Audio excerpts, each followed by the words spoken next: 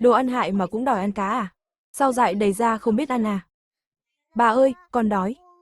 Có chết đói cũng đừng đụng vào cá, cá này để phần tiểu hổ.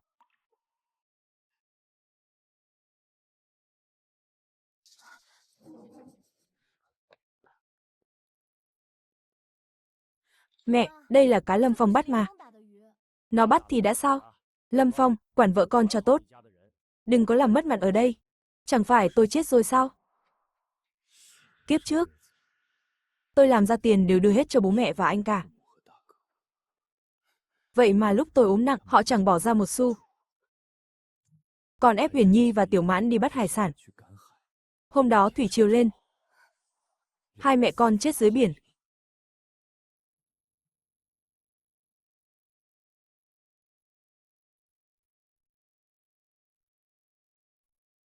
Huyền Nhi, Tiểu Mãn. Mãi nhiều năm sau, tôi buông thả bản thân, đột tử trước máy tính. Trời cho tôi cơ hội làm lại. Tôi thề không để hai mẹ con chịu khổ nữa. Không cho con gái tôi ăn à, thế thì đừng ai ăn nữa. Lâm Phong, anh điên rồi à, thằng hai, mày làm cái gì đấy? Huyền Nhi, Tiểu Mãn, đi thôi. Thằng mất dạy, mày định đi đâu? Hôm nay mày dám đi, thì đừng hòng bước chân vào nhà này, tao không có đứa con như mày, cái nhà này. Không cần cũng được.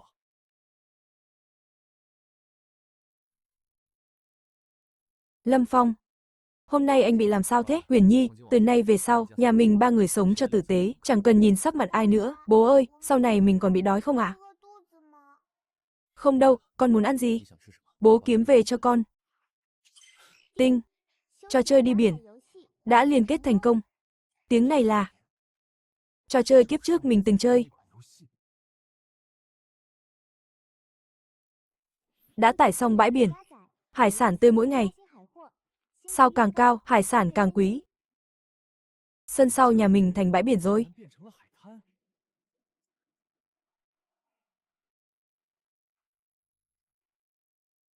Cái gì thế này? Sân sau nhà mình. Mẹ ơi, sao nhà mình thành bãi biển rồi?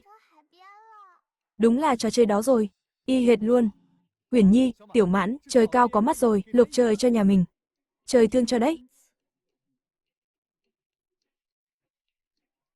Cát thật đấy. Chẳng phải mơ. Hôm nay hải sản 2 sao. 2 sao, chắc chắn có đồ ngon. Huyền Nhi, Tiểu Mãn, đừng đứng ngẩn ra đó, ra đào cùng anh. Bố, để con đào. Lâm Phong, đào được thật sao anh? Đào thử là biết ngay. Có đồ rồi. Con móng tay to quá. Lâm Phong, đây là chú móng tay đấy, tiệm trên thị trấn tranh nhau mua, nghe bảo 1 cân mấy đồng đấy, đằng kia chắc còn, em đào tiếp đi. Nhiều quá anh ơi. Bố, có quái vật. Tiểu Mãn đừng sợ, để bố xem nào. Tôm hùm xanh đấy. Lại còn to thế này, Huyền Nhi, lại đây, đồ quý đấy. Tôm hùm đấy. Tiểu Mãn lùi ra, bố bắt.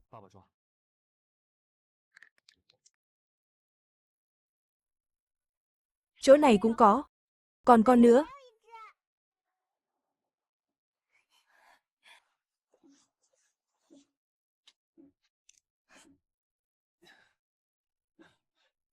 Huyền Nhi, nhà mình đổi đời rồi. Nhưng dù nhiều thế nào, rồi cũng có lúc hết thôi. Huyền Nhi, em cứ yên tâm, không hết được đâu. Mới 2 sao thôi, đợi sao cao hơn xuất hiện, mới thực sự giàu.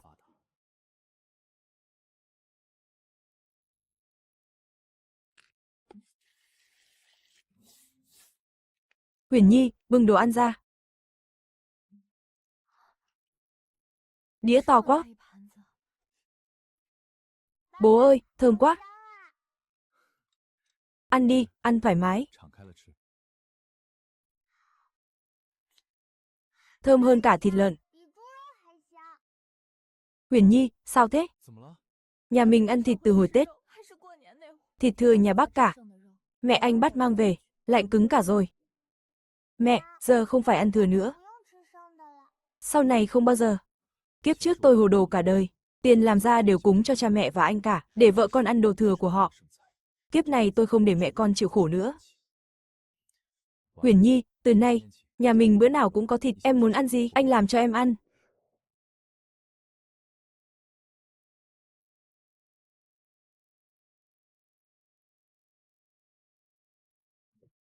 Mẹ con ăn trước đi, mấy con ốc móng tay này ăn không hết, anh mang đi bán, kiếm ít tiền. Phải tìm mối biết hàng, mới bán được giá cao. Ốc tươi đây, to béo đây, bán rẻ đây.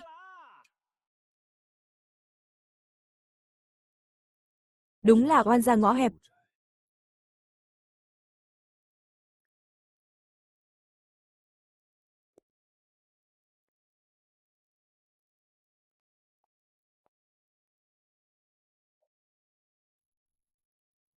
Là nó.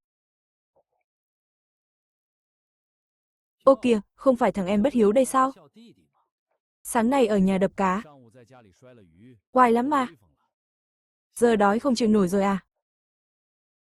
Mẹ bảo không nhận mày làm con nữa rồi, nhưng nếu mày quỳ xuống lạy anh một cái, nhận lỗi đi, anh có khi còn nói đỡ cho mày với mẹ. Quỳ xuống lạy, kiếp trước tao quỳ cho chúng mày cả đời rồi, kiếp này nằm mơ đi. Thấy chưa? Đây là anh dậy từ sáng sớm, đi biển mãi mới bắt được đấy. Nể tình anh em mình cùng một mẹ sinh ra, chú chỉ cần nhận lỗi.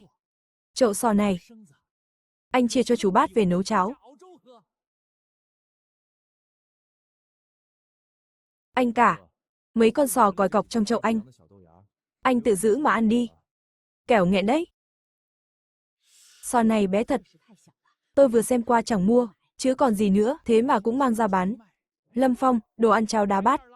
Được đằng chân lân đằng đầu à? Được, chú giỏi. Cái tài bắt sò của chú, xem một tháng chú có bắt nổi con sò nào ra hồn không, cứ chờ vợ con chú chết đói đi. Anh, vợ con tôi không cần anh lo. Còn mấy thứ này của anh mà không bán được. Tối nay tiền cơm thằng tiểu hổ gai đấy, mày nói láo.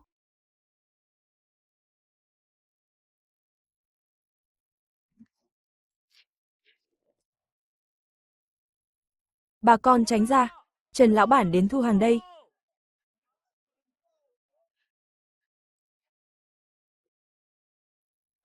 Trần lão bản ơi! Trần lão bản, bên này. Ông đến rồi ạ. Xem chậu sò của tôi này, sáng sớm nay mới bắt đấy.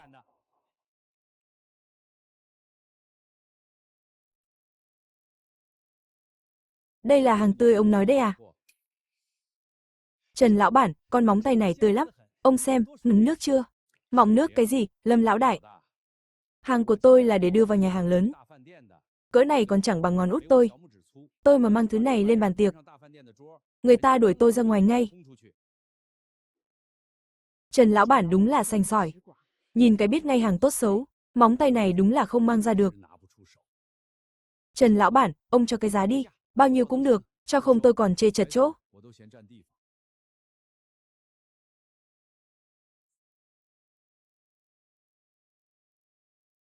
Không xong, lão ta mà mua hàng thằng em, thì hôm nay tôi mất mặt quá. Trần lão bản, khoan đã.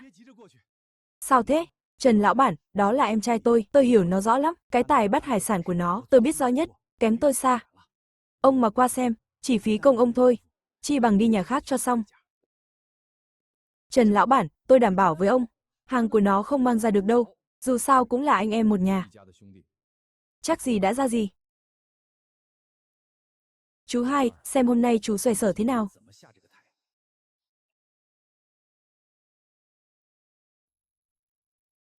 Ôi mẹ ơi, sao con này to thế? Đây là vua sò rồi. Vua sò to thế này, cả đời tôi chưa thấy bao giờ.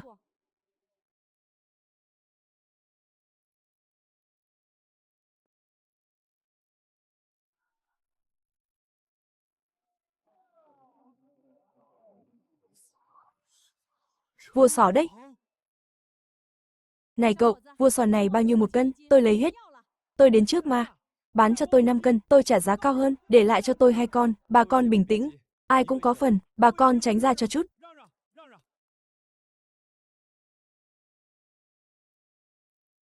Hàng đẹp thật. Đây đúng là vua sò rồi. Này chú em, chỗ này lấy ở đâu ra thế? Không thể nào. Chú hai, chú lấy đâu ra chỗ này? Nói thật đi, có phải ăn trộm không? Anh, chuyện này không đến lượt anh hỏi. Rốt cuộc lấy ở đâu? Nói tôi nghe xem. Anh muốn biết à? Quỳ hướng lại đi. Tôi nói cho. Ôi chà, chẳng phải ông anh vừa bắt em trai quỳ lại đó sao? Giờ đến lượt mình rồi. Trần lão bản, ông ra giá đi. Này chú em, tôi nói thật, vua sò này đẹp thật đấy, nhưng tầm này khó bán lắm. Tôi trả 5 đồng một cân, lấy hết. Trần lão bản, ông đừng lừa trẻ con. Vua sò loại này ở thị trấn, ông đi hỏi khắp các quán xem, giá thu mua toàn 7-8 đồng. Chú em đừng thế, 8 đồng một cân. Trần lão bản à, vua sò này cả năm mới thấy một lần, giá này ông đưa ra không ổn đâu, thằng bé này giành giá thật. 10 đồng, tôi hết giá rồi đấy. 10 đồng một cân. Trời đất ơi, một cân này bằng cả tháng lương tôi rồi. 10 đồng một cân. Cả chậu sò nhỏ của tôi. Bán căng lắm được 1 đồng. Nó gấp 10 lần của tôi. 10 đồng, bán được đấy.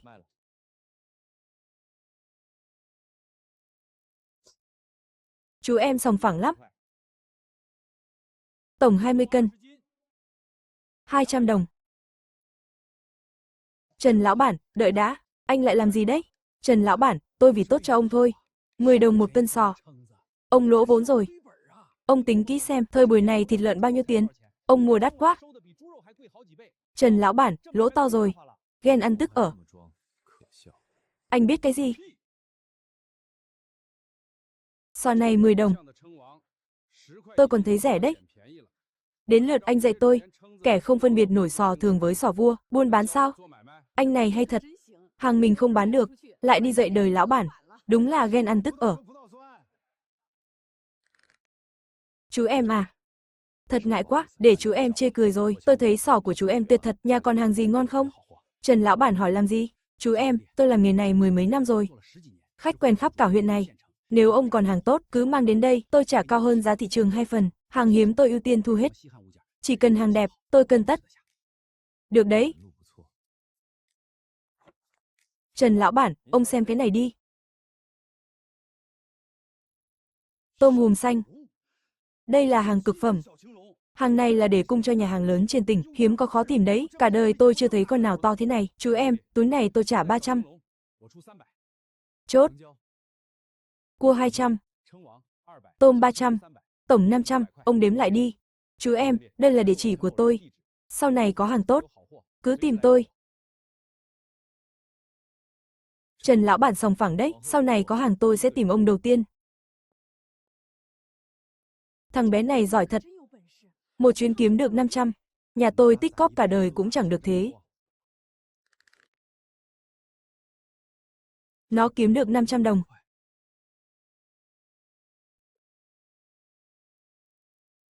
Ông chủ, lấy cho tôi 3 tấm vải hoa đẹp nhất. Chú em, hàng mới về đấy, 1 tấm 3 thước, phải có tem phiếu vải. Trước tích được bao nhiêu phiếu mà chẳng dùng được, nay dùng được rồi. Phiếu có, tiền cũng có, chọn cho tôi loại tốt nhất. Được, chú em mắt tinh đấy. Con gà này bán sao? Chú em mắt tinh thật, gà béo nhất đấy, 3 đồng rưỡi. Cho tôi, mua về bồi bổ cho vợ con.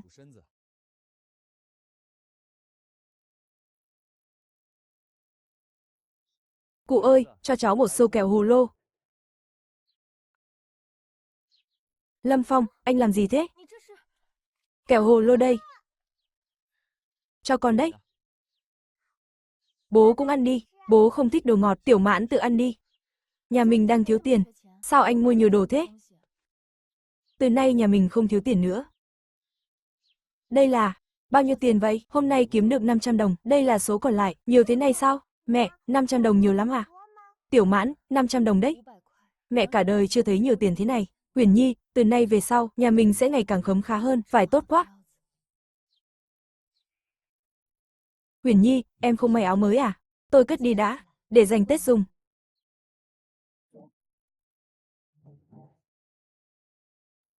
Mẹ ra đây con bảo. Sáng sớm đã gào cái gì đấy? Có ít con móng tay mà cũng không bán nổi, còn mặt mũi nào mà kêu ca. Mẹ, con không phải vì chuyện này, mẹ đoán xem Lâm Phong kiếm được bao nhiêu? Nó thì làm được gì? Cùng lắm được đồng 2, chẳng bỏ dính răng. 500 đồng, anh nói cái gì? 500 đồng, Trần lão bản đưa tận tay nó. 500 đồng. Không nhầm đâu, 500 đồng đấy. Con tận mắt thấy, tay buôn đó còn bảo sau này có hàng sẽ tìm nó, chắc là nó gặp may thôi. Vài hôm lại đâu vào đấy ấy mà. Cha ơi, con đói. Đói thì ra bàn ăn rau dại đi. Con muốn ăn thịt. Cha nó, con nó hôm qua chưa được miếng thịt nào, hay là... Ăn cái gì mà ăn? Dạo này nhà mình đang túng, liệu mà chi tiêu. Con không ăn rau dại đâu, con muốn ăn thịt. Cha ơi, mùi gì thơm thế? Hướng này chẳng phải nhà thằng Hai sao?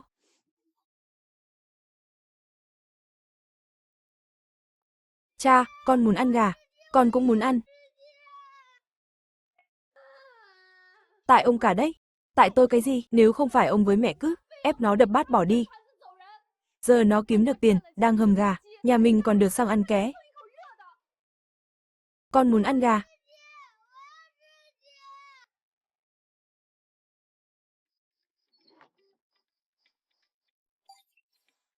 Hải sản hôm nay 5 sao. 5 sao, Huyền Nhi, Tiểu Mãn, lại đây. Sao thế anh? Ra vườn sau, có lộc lớn. Lại đào được đồ à? Tiểu Mãn, chậm thôi con. Hàng năm sao khác hẳn hay sao? Sao so được với loại này? Chắc chắn có đồ tốt. Huyền Nhi, Tiểu Mãn, đào cẩn thận nhé. Mẻ này khác lắm.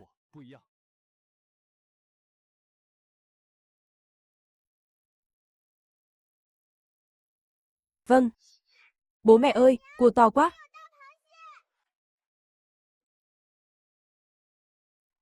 Ôi, cua xanh to thế. Con này chắc phải nặng cân.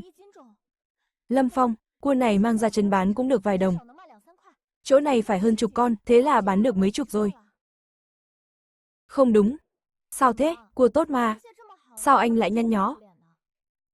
Hôm nay là 5 sao đấy, chỉ có chục con cua này thôi sao? Huyền Nhi, không đúng, hôm nay không thể chỉ có thế. Thế còn gì nữa?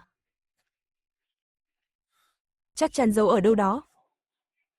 Bố ơi, bố lại đây. Dưới đá có gì đang sáng kìa? Lên nào. Đây, đây là...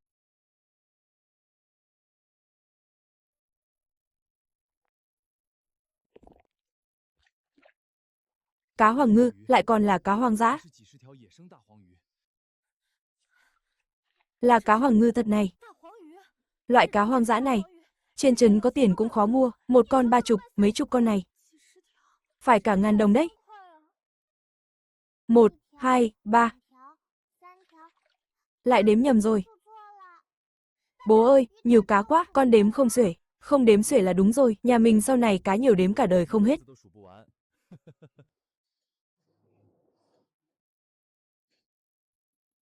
Lâm Phong, tôi cứ thấy như mơ. Mấy hôm trước nhà mình còn chẳng có cơm ăn. Huyền Nhi, không phải mơ đâu. Đây là khởi đầu cho ngày lành của nhà mình. Đi, tối nay ăn tiệc cá, thoải mái ăn đi. Ăn cá thôi, ăn cá rồi, ăn cá rồi.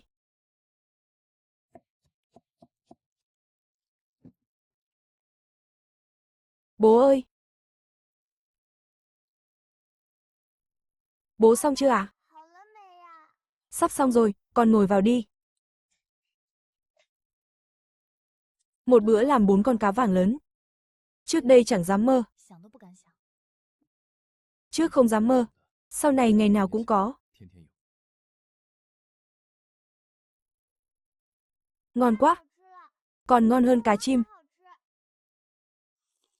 Canh cá ngọt quá.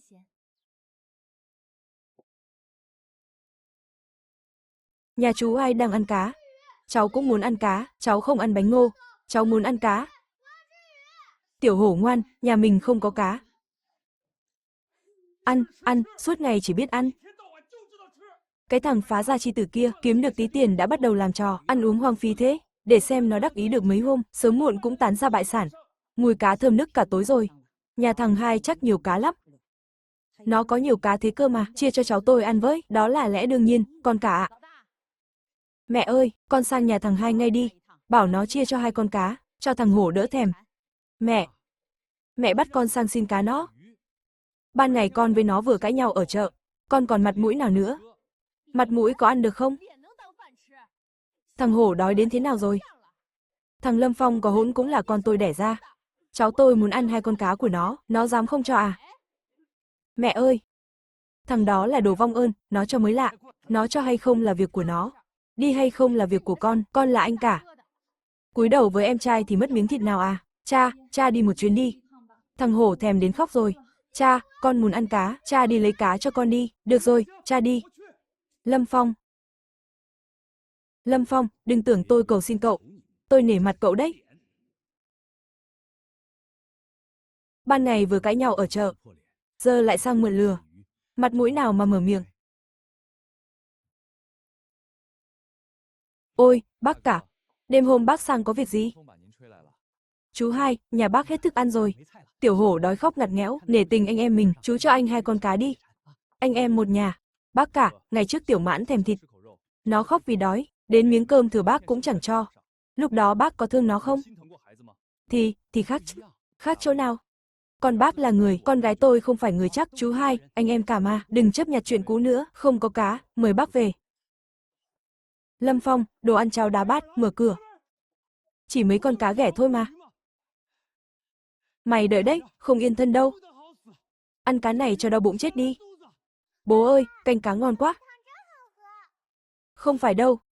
Được, Lâm Phong. Cứ đợi đấy. Lâm Phong. Anh cả đã tới tận cửa. Chú không cho nổi 2 con cá. Nói năng tuyệt tình thế. Sau này còn gặp mặt nhau. Người nhà sao sống nổi. Kiếp trước tôi quỳ lụy cả đời. Làm trâu làm ngựa, dốc hết tâm can. Chỉ nhận lại sự phản bội. Kiếp này tôi không nể nang gì nữa. Em còn nhớ không? Tiểu Mãn đói, bốc nắm gạo. Bị mẹ ghi tay, đánh sưng vù cả lên. Em ở gỡ. Uống nước cơm loãng cả tháng. Cá tôi đánh về, toàn mang sang bàn nhà anh cả. Em quên hết rồi sao? Họ đã đoạn tuyệt trước. Đã cắt đứt rồi, thì phải dứt khoát. Rạch roi ra, không vương vấn gì nữa. Từ nay về sau, từng đồng tôi làm ra. Từng con cá tôi bắt, chỉ mang về nhà mình thôi. Chẳng cần bận tâm, chẳng cần nhìn mặt. Đời này của tôi, chỉ thương 2 mẹ con. Uống canh đi, nóng đấy. Bố mẹ sao lại khóc? Cá ngon thế phải cười chứ. Vài con cá mà cũng không cho. Giờ anh tưởng mình là ai rồi đấy. Chẳng qua là đi bắt cá thôi mà. Anh đào được vàng dưới biển à? Sao tôi không làm được? Tôi cũng đi. Tôi không tin là không được. Lâm Phong bắt được nhiều thế, tôi bắt cả buổi cũng phải đầy thùng. Suýt, nước lạnh thế này. Mẹ kiếp, bắt được cá lớn, chút vết thương này là gì? Ối giời ơi là giời.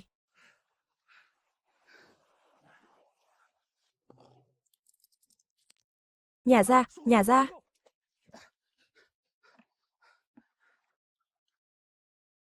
Loay hoay cả buổi. Được mấy con cá con. Sao tôi vất vả cả buổi. Mà chỉ được mấy con này. Thằng Lâm Phong bắt dễ như chơi. Mà con cá này vẫn còn sống. Dù không bằng cá vàng, cũng đổi được ít tiền. Trần lão bản chẳng bảo thế sao, hàng ngon không? Hàng tôi cũng tươi rói đây. Trần lão bản đợi tôi.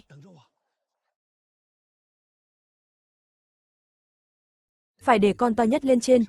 Trông mới đẹp mặt. Lâm lão đại đấy à, nay đổi nghề bán cá à? Chứ sao, tôi đi giao hàng cho Trần lão bản. Ông ấy dặn lấy đấy, đợi tôi bán được tiền, xem ai còn dám coi thường tôi. Được hay không nhờ cả vào lần này. Trần lão bản, cậu là đứa bán sò ở chợ à? Vâng, là tôi đây ạ. Trần lão bản nhớ giỏi quá, ông chẳng bảo hàng ngon là ông lấy sao? Tôi đi biển từ tờ mờ sáng, mò mẫm ngoài bãi đá cả buổi sáng. Được mẻ hàng tươi lắm, ông xem qua đi ạ. Mấy con cá tạp này mà cũng mang đến à, thật không biết xấu hổ. Nhưng mà, mấy con này, Trần lão bản, ông nhìn kỹ đi, con cá này tươi lắm, vẫn còn nhảy tanh tách, nấu canh ngọt lắm ạ, cỡ này chỉ nấu canh nhà thôi. Thôi, nhìn nó chảy xước hết cả, mấy con này cũng là đánh đổi cả mạng đấy, cho vài hào đuổi đi cho xong. Thế này, chỗ này tôi tính cho. Cá vàng to, lại là cá hoang dã. Chú em đến rồi đấy à? Ôi trời đất ơi, cả chậu toàn cá vàng hoang dã. Trần lão bản, lần trước đã hứa rồi, có hàng là mang đến cho ông đầu tiên, đúng đúng, chú nói nghe sướng thật. Sao lại là Lâm Phong? Hàng ngon. Thế này mới là hàng ngon chứ. Lâm Phong, lại là mày phá đám tao. Bụng tròn lưng dày, vảy vàng óng, hàng tuyển đấy, đây là hàng cực phẩm gửi lên tỉnh. Trần lão bản đúng là người sành, giá cá này ông rõ hơn tôi mà. 31 con, chậu này tôi bao hết. 30 đồng một con. Cả chậu mấy chục con. Thế thì phải cả 1.000 đồng. Này, sao ông vẫn ở đây? Chỗ cá tạp kia tôi không lấy nữa. Xách đi mau lên, đừng đứng đây cản việc làm ăn của tôi. Trần lão bản, ông vừa bảo lấy mà. Sao ông đổi ý nhanh thế? Tôi mua là vì thương cậu. Nhìn lại cá của cậu đi. Nhìn người ta kìa. Cậu cũng dám mở miệng, đều là cá biển cả. Sao của hắn là báu vật, của tôi lại là đồ bỏ. Hôm nay ông phải nói rõ. Người đâu, tiễn khách. Buông ra, đừng đụng vào tôi. Cá của tôi. Trần lão bản, chốt giá đi. Sòng phẳng lắm. Ông ngồi chờ, tôi lấy tiền. Lâm đại ca đấy à, sao bị đuổi rồi, cá tạp mà đòi bán cho lão Trần. Đúng là không biết điều. Cứ đợi đấy. Lão bản, đủ 40 con. Con nào cũng trên cân. 30 một con, 1.200 đồng. Thanh toán luôn. 1.200 đồng. Đây, ông đếm lại đi. Trần lão bản sòng phẳng, sau có hàng tốt tôi lại mang tới. Được, tôi chờ câu này. 1.200 đồng. Nó đi một chuyến bằng tôi làm 10 năm. Sao lại thế? Sao toàn của nó?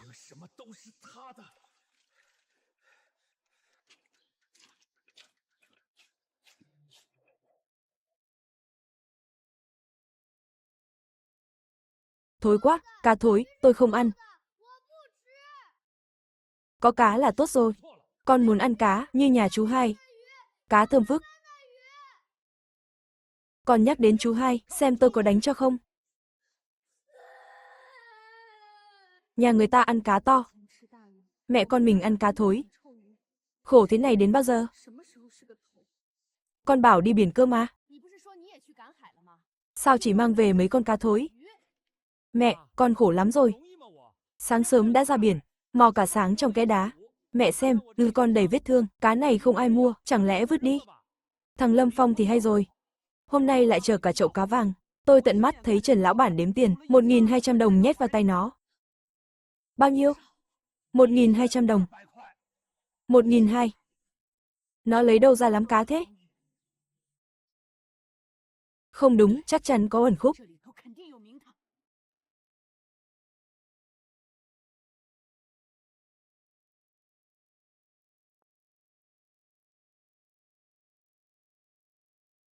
Tôi lấy đủ 3 món. Ông nói gì cơ? Tivi, máy khâu, xe đạp, mỗi thứ một chiếc. Đây đâu phải mua rau. 3 món này cả 100 bạc đấy. Lại còn cần tem phiếu, thằng bé này nói nhảm à? Tôi lấy cả 3. Có tiền cũng đừng phí thế. Phiếu công nghiệp, phải đây. Tiền đây, cô đếm đi. Nhiều tiền mặt thế. Trời ơi, giấy thế này. Thần tài phương nào đây? Chủ nhiệm ơi, xuất 3 món đồ, có người mua hết.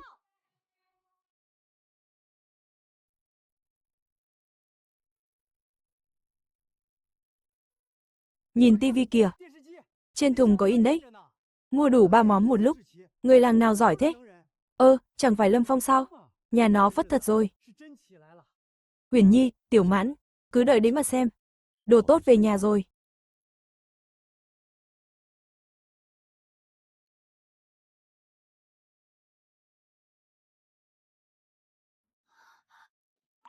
Lâm Phong. Xe đạp đấy. Chưa hết đâu.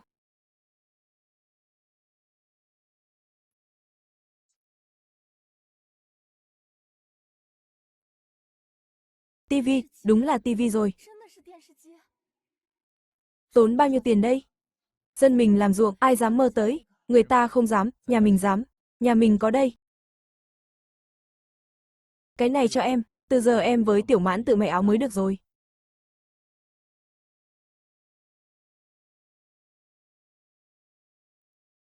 Bố ơi, cái hộp to này làm gì à? Tối bố làm phép cho xem.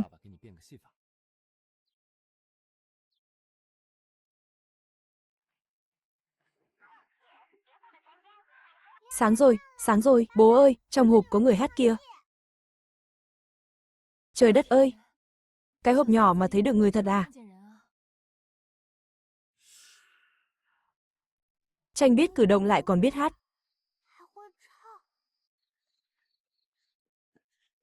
Bà ơi, nhà chú hai có tivi, con cũng muốn tivi biết hát. Con muốn tivi. Ôi cháu ngoan của bà. Nín đi nào, con muốn tivi cơ, không mua cho con thì con chết mất. Thằng cả, nghe thấy gì chưa? Tiểu hổ đòi tivi kìa. Mẹ ơi, tivi mấy trăm một chiếc, lại còn cần phiếu công nghiệp nữa, nhà mình lấy đâu ra tiền, tôi không cần biết nhà chú hai có gì, cháu tôi phải có, anh làm anh cả mà không mua nổi cái tivi, tôi thấy anh sống phí cả đời, lấy tiền đâu mà mua. Con muốn tivi, con muốn tivi. Anh cả, nói gì đi chứ? Mai ra thị trấn, mua tivi về cho cháu tôi. Con muốn tivi. Mua, lấy gì mà mua?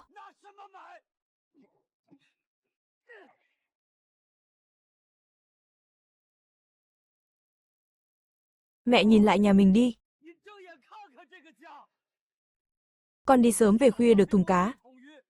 Thằng Lâm Phong phá hỏng hết rồi. Chẳng bán được đồng nào. Thối hết cả rồi. Tivi mấy trăm một cái. Nhà mình vét sạch cũng chẳng được 50 đồng. Mẹ bảo con mua kiểu gì? Đi cướp à?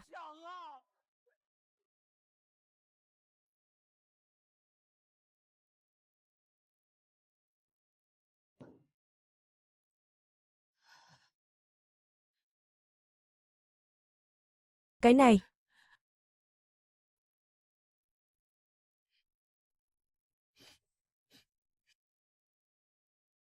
Thằng hai, đồ không có lương tâm. Nhìn mẹ với anh khổ thế này mà chịu được à?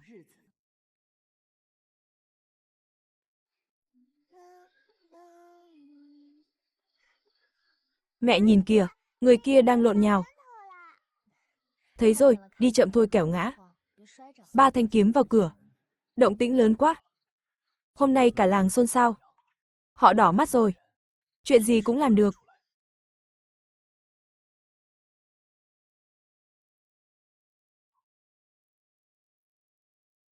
Không được, phải sửa sân.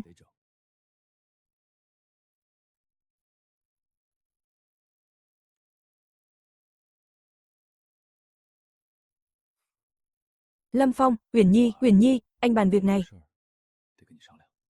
Việc gì thế anh? Mai anh gọi thợ. Xây cao tường bao lên. Thay cả cổng nữa. Đang yên lành sửa làm gì? Tốn kém lắm đấy. Tiền không quan trọng. Nhà mình có tiền rồi.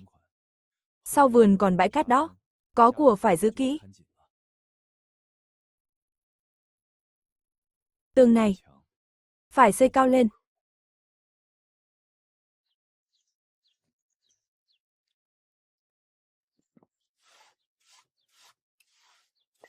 Bác thợ ơi. Xây cao tường thêm 2 thước. Chát mạch gạch cho kỹ. Được ạ. Trên tường cắm mảnh sành. Mũi nhọn hướng lên, dây vào, đừng để hở. Chú tính phòng trộm à? Làng mình xưa nay có trộm đâu. Cẩn thận vẫn hơn, phòng còn hơn trống. Tiền công tôi gửi đủ. Được, chủ nhà bảo sao? Tôi làm vậy.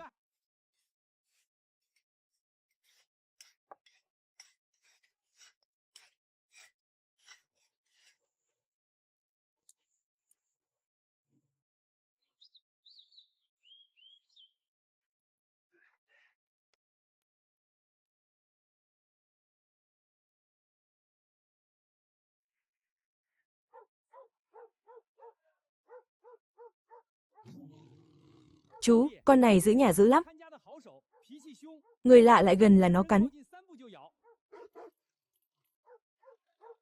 Lấy con này.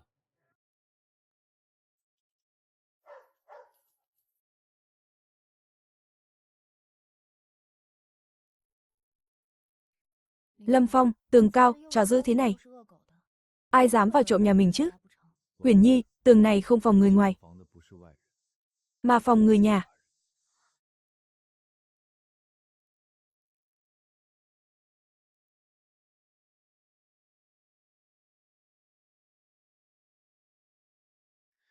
Dọc chân tường, trồng cho tôi hàng gai. Loại gai cứng ấy, trồng cho dày vào. Chú à, tường cao thêm 2 thước, gắn mảnh sành rồi, chó cũng xích rồi. Giờ còn trồng gai nữa, nhà chú còn kín hơn kho thóc công xã. Kín thì ngủ mới yên. Nhìn nhà người ta kìa, tường cao cổng kín, lại còn chó với gai. Như cái thành trì ấy, người ta giờ khác rồi. Tivi, xe đạp đủ cả rồi, chẳng phải giữ cho kỹ sao. Mới có mấy ngày, cuộc sống phất lên trông thấy. Lâm Phong. Khá lắm Lâm Phong. Xây tường cao thế, lại còn xích cả chó, đề phòng ai thế? Thằng cả. Nhà thằng hai đang sửa. Tivi, xe đạp, gà vịt đủ đầy. Của ngon vật lạ giấu hết trong cái sân kín cổng cao tường này. Mẹ đẻ, anh trai nó ở nhà ăn cá ươn, rau dại. Chẳng có nổi miếng cơm nóng. Đồ vong ơn bội nghĩa trời đánh. Tường cao thì đã sao? Tôi muốn xem cái đống phú quý kia từ đâu mà ra.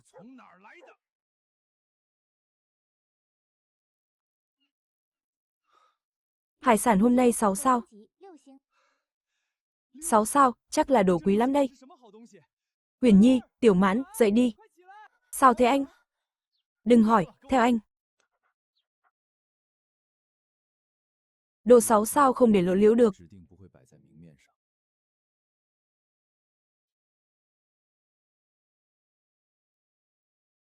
Ở đây này. Chắc chắn phết. Cái gì thế này? Đen xì, nặng quá. Bố, con cũng cậy ra. Khá lắm, mũi thính hơn người. Tối nay thưởng khúc xương to.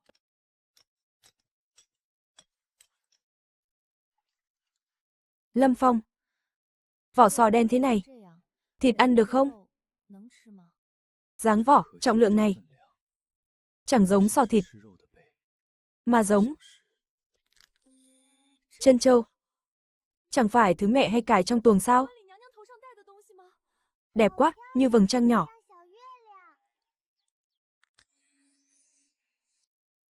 10 viên. 20 viên. Trời ơi, mấy chục viên rồi.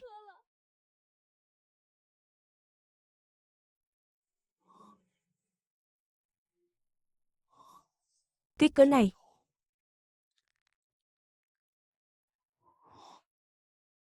Hắc chân châu, lại còn là hàng cực phẩm.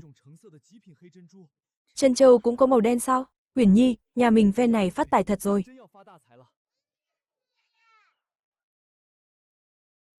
Chú em, hôm nay mang gì đến cho tôi? Cá vàng hay tôm hùm? Trần lão bản, hàng hôm nay quý hơn cá vàng. Chân châu. Tròn trịa, sáng bóng. Kích cỡ lại đều tăm tắp. Đây là ngọc biển. Ngọc biển tự nhiên, của này ở đâu ra? Tôi không hỏi đâu. Tôi hiểu luật. Mấy chục viên ngọc biển thượng hạng. Tôi trả chú 2.000. Giá này là tôi dốc hết vốn rồi. Số ngọc này mà đưa lên tiệm bạc huyện, thì tôi tha hồ mà làm mưa làm gió. Trần lão bản, đừng vội ép giá.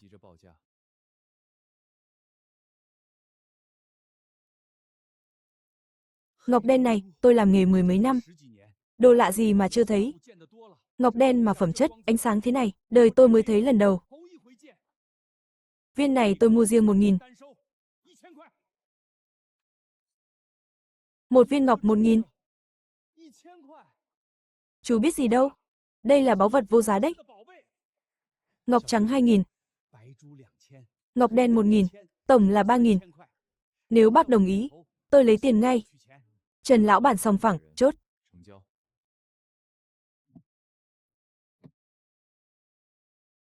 Đủ 3.000, gù đếm đi.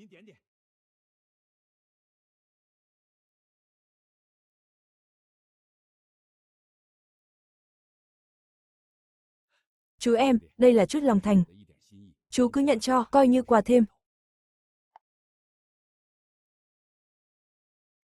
Đây là lô đầu khít quá, Vân Sâu, sâm núi lâu năm, hàng thượng hạng đấy.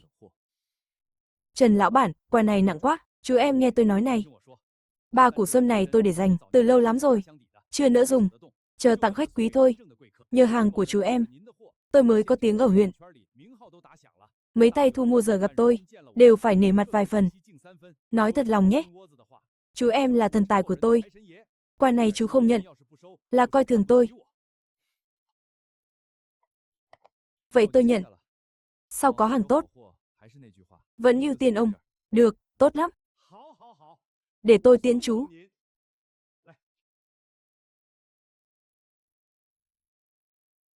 Chà, sâm núi, lại còn nguyên rễ thế này. Lâm Phong, sâm này mang ra hiệu thuốc. Đổi được nửa năm gạo. Của để dành cứu mạng đấy. Cất kỹ vào. Giấu cho kỹ. Sau này ốm đau hãy dùng. Giấu cái gì mà giấu, tối nay hầm luôn. Bồi bổ cho cả nhà. Của quý thế này, sao ăn ngay được. Huyền Nhi, nghe anh. Em sinh tiểu mãn hại người. Để lại di chứng rồi. Trời âm u là tay nhức. Tiểu mãn chưa no bữa. Gầy như cọng giá đỗ. Sâm quý mấy cũng không bằng hai mẹ con. Tiền sau này sẽ có. Sâm để người dùng mà. Anh đi hầm đây. Lâm Phong. Sắp được rồi. Mẹ ơi, thơm quá. Thơm hơn canh cá. Canh sâm đấy con. Uống cho mau lớn, lát mẹ múc đầy bát. Uống vào ấm người ngay. Đời này anh bù đắp. Trả đủ cho hai mẹ con. Mùi này lạ nhỉ? Canh gà sao có mùi thuốc? Nhà ai nấu thế? Còn nhà ai nữa? Nhà thằng Hai chứ? Nghe người ta bảo, Trần lão bản cho nó hẳn 3 củ sâm. Sâm quý thế mà thân già này. Đau nhức mấy chục năm. Nằm mơ cũng muốn húp bát canh sâm. Nó thì hay rồi, có đồ quý. Chẳng biết đường hiếu kính mẹ. Cứ đóng cửa hầm ăn một mình. Đồ ăn cháo đá bát. Đời nào có chuyện không dành cho cha mẹ. Thằng cả, con đi đi. Sang nhà nó ngay, đòi sâm về cho mẹ. Không đòi được cả 3, 1 củ cũng được, mẹ tha cho con đi. Lần trước sang xin cá bị đuổi quên rồi à, giờ cửa nhà nó còn xích con chó dữ. Con cứ lại gần là nó cắn, con là anh nó.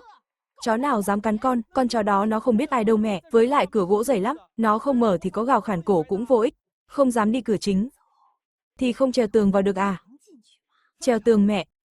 Thế là ăn trộm đấy. Trộm cái gì mà trộm, nhà em trai con chứ ai, lấy của nó tí chút sao gọi là ăn trộm, đó là lấy lại thứ nhà họ Lâm mình đáng được hưởng. Đêm hôm khuya khoắt, cả làng ngủ say cả rồi, ai mà thấy được. Con làm cho nhanh tay nhanh chân vào, trèo vào lấy củ sâm rồi ra ngay, chẳng ai hay biết gì đâu, tường nó xây cao thêm, lại còn có chó. Tường cao thì con không biết kê thang à? Mẹ bảo này, thằng cả, chó ngủ chứ mẹ có ngủ đâu. Nước sâm đó mà thực sự có tác dụng, mẹ sống thêm chục năm cũng là để trông nhà cho các con. 1 củ sâm bằng nửa năm lương thực. Được rồi. Đêm nay con đi.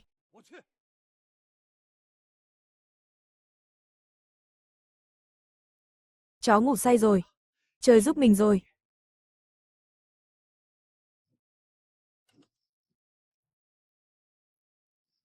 Vào tìm củ sâm thôi. Chộp lấy là chạy.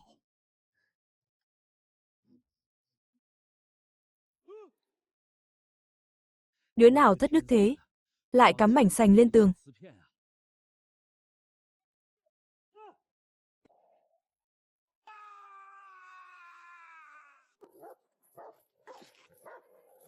Chó. Chó điên. Cứu tôi với, buông ra.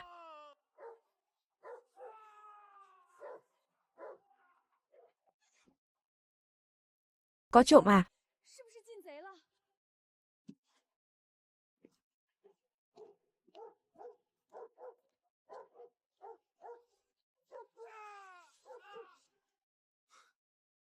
Tôi cứ tưởng trộm nào.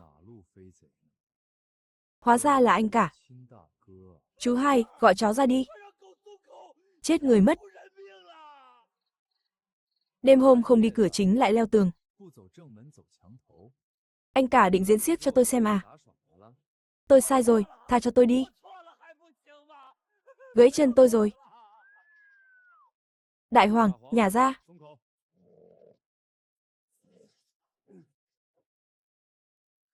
Vào bằng đường nào thì cút ra đường đó.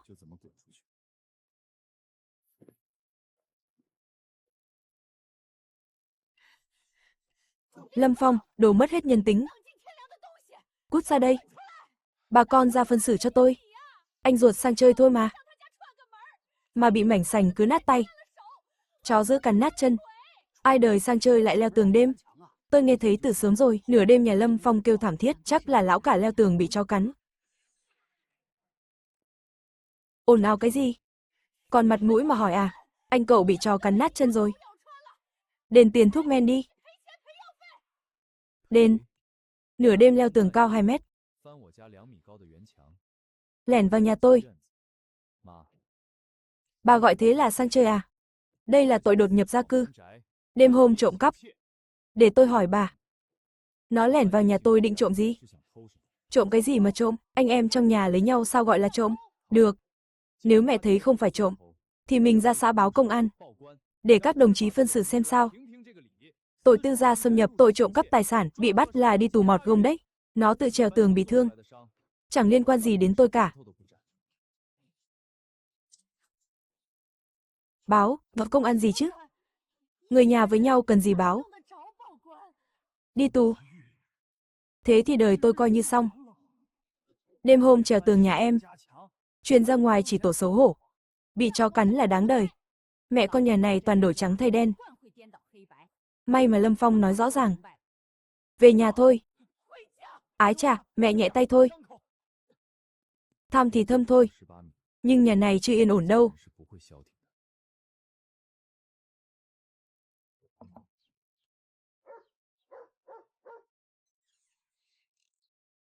Chào chú, tôi mạo muội ghé thăm.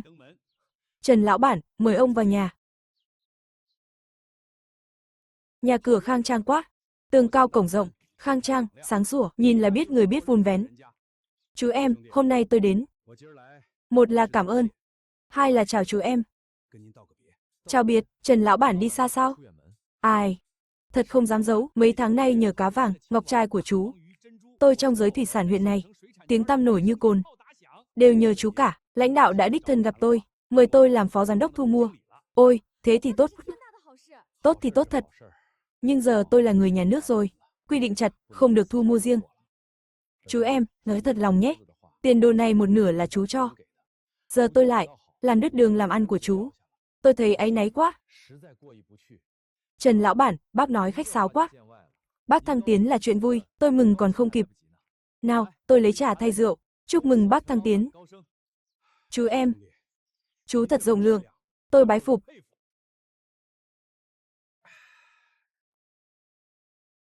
Chú em à, tôi không thể nhận không ơn này. Trước khi đi, tôi chỉ cho chú đường này. Bác cứ nói, tiệm thủy sản lão Trương đầu ở thị trấn, chú biết chứ, ngay chỗ đẹp nhất chợ đấy. Lão Trương già rồi, con trai lão đã định cư trên huyện, đang tính sang nhượng lại tiệm. Chú có hàng trong tay, chỉ thiếu cái mặt bằng thôi. Thâu tóm tiệm đó đi, tự làm chủ lấy, là ngồi mát ăn bát vàng. Tiệm của riêng mình. Ơn này của bác Trần. Lâm Phong tôi xin ghi nhớ. Khách sáo quá. Tôi đợi xem chú em. Đưa việc buôn bán lên tận huyện. Hải sản hôm nay 7 sao.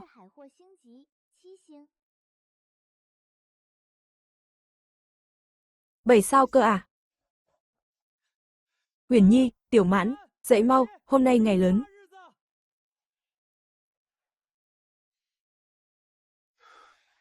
Hải sản hôm nay, lỡ một món là lỗ to.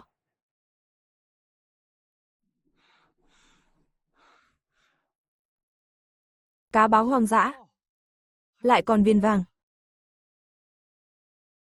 Bào ngư to thế này. Chẳng phải chỉ nhà giàu mới ăn nổi sao? Đào tiếp đi. Bố ơi, còn cũng có này. Nhiều lắm. Cả vùng này toàn bào ngư.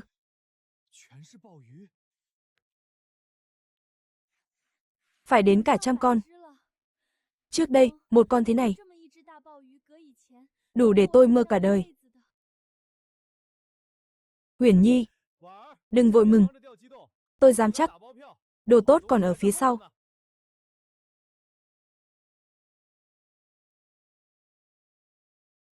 Đại hoàng tìm thấy rồi.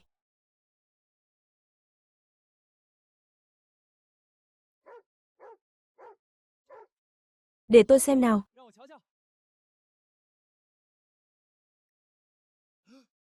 Cá mú đá hoang dã. Huyền Nhi, lấy chậu đây.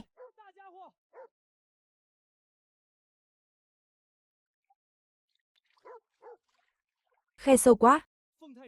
Tay không tới đáy. Đại hoàng.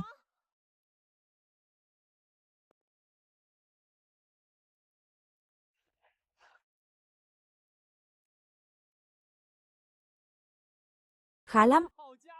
Mày đúng là phúc tinh nhà ta.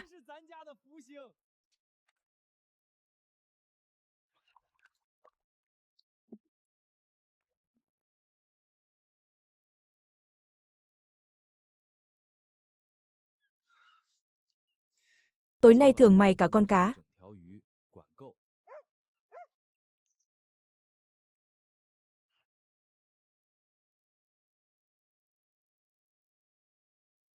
Bào ngư cực phẩm. Còn cả đám cá mú này nữa. Đống này mà bán hết thì khéo đổi được căn nhà mới đấy. Trần lão bản thăng chức rồi. Sau này chẳng ai thu mua nữa. Hàng xịn mà bán lẻ tẻ. Vừa rẻ vừa dễ bị dòm ngó. Và lại có đại hoàng giúp, hiệu suất tăng vọt. Hàng về sẽ ngày càng nhiều. Đến lúc mở cửa hàng rồi. Huyền Nhi, anh có kế này. Anh nói đi. Trần lão bản lên huyện làm quản lý. Hàng mình không có nơi bán. Tiệm thủy sản lão Trương đầu đang sang nhượng. Ngay đầu chợ. Anh muốn thầu lại. Mình tự mở tiệm, tự làm chủ. Thầu tiệm, mình làm chủ. Đúng, mình có hàng. Có vốn, chắc chắn lãi.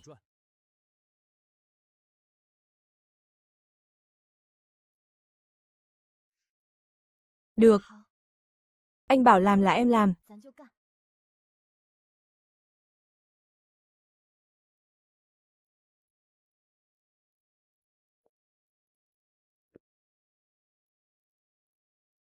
Lâm Phong, chú Lâm đấy à? Bác Trương, nghe nói bác sang tiệm à? Bác cũng đang tính thế. Ra rồi, làm không nổi nữa. Thằng con tôi định cư trên huyện rồi, giục tôi lên hưởng phúc. Chú xem, cửa hàng của tôi đây, vị trí đẹp nhất đầu chợ đấy. Đằng trước bán hàng, đằng sau có cái sân, tiện đủ đường, giếng nước có sẵn cả rồi.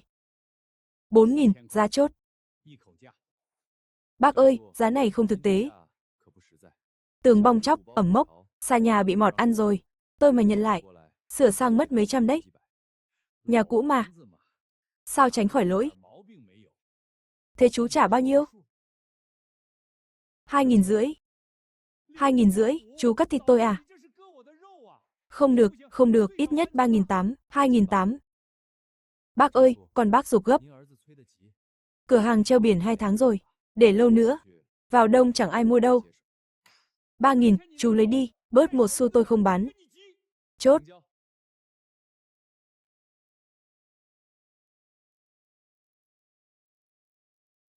Được, chú cầm cửa hàng, tôi yên tâm. Cố mà làm, đất này đắc địa.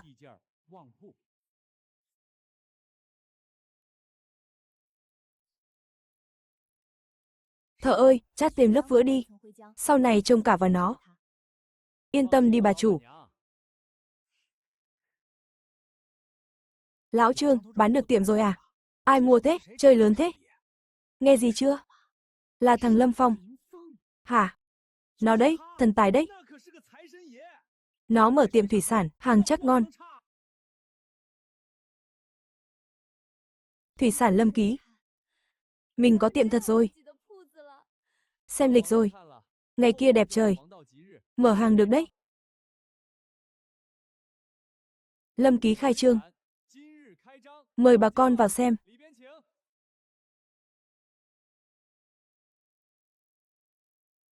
Bào ngư to thế này. Chà, con đỏ là cá mú. Cá mú đỏ tự nhiên, tôi mới thấy lần đầu. Chỗ khác làm gì có. Bào ngư viền vàng, thịt dày quá, bào ngư thượng hạng. Tôi từng ăn ở nhà hàng lớn trên huyện rồi. Một con đã hơn chục đồng. Bà con ơi, đây là hàng hiếm, nhà hàng cũng khó có. Bỏ lỡ là không còn đâu. Được. Ông chủ, lấy tôi 2 con bào ngư. Con cá mú to nhất kia, tôi lấy. Đừng chen lấn. Tôi đến trước.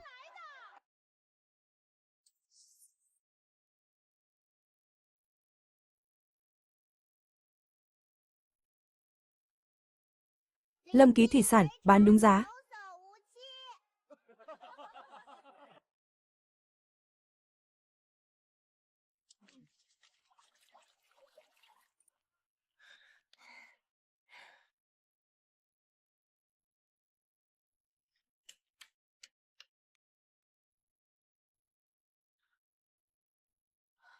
Lâm Phong, đoán xem hôm nay lãi bao nhiêu? Em nói đi. 3.000, nói 3.000 đồng. Vốn thuê cửa hàng thu về trong ngày.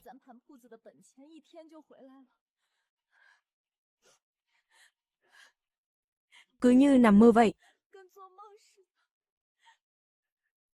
Sau này ngày nào cũng thế.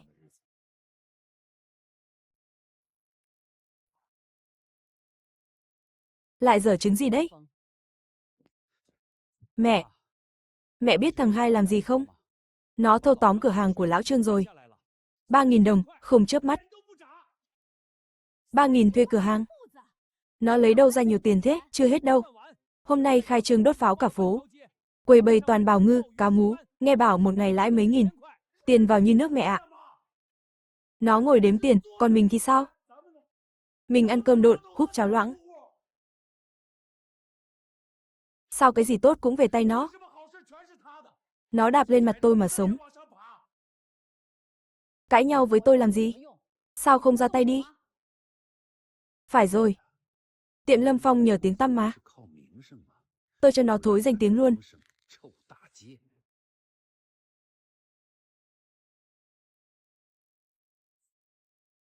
Các bác nghe gì chưa? Tiệm Lâm Ký mới mở ấy. Hàng hóa không rõ nguồn gốc. Sao lại không rõ? Các bác nghĩ xem, đồ nhà hàng còn hiếm. Nó làm sao mà có được? Tôi nói cho mà nghe, toàn là đồ chết cả đấy. Ngâm thuốc cả rồi.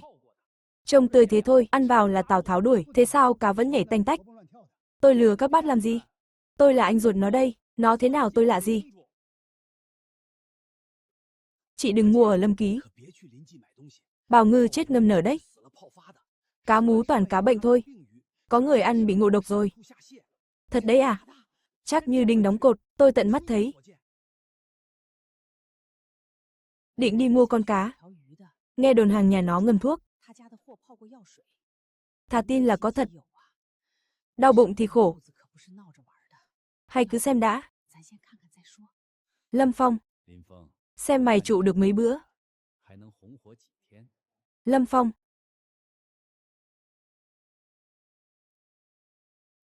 Khách vắng dần rồi. Người ta đồn thổi ác quá. Không vội, tin đồn mà. Chẳng cản được đâu. Để nó tự tan. Lâm lão bản, tôi cần lời giải thích. Bác cứ nói ạ, bào ngư tôi mua hôm trước. Nhà tôi ăn ngon, mà giờ cả trấn đồn ầm lên. Hàng nhà cậu ngâm thuốc. Ăn vào đau bụng. Tôi lo quá đi mất. Đúng thế, đồn khắp rồi. Xem nó nói sao. Bác xem hàng hôm nay đi. Cá to quá. to bằng bắp tay tôi. Cá vược, ôi mẹ ơi, cá vược to quá, lại còn khỏe thế. Bác là người sành. Cá chết cá sống, có ngâm thuốc hay không? Bác sờ là biết ngay, hôm nay bác cứ chọn thoải mái. Chọn con nào tôi thử con đó.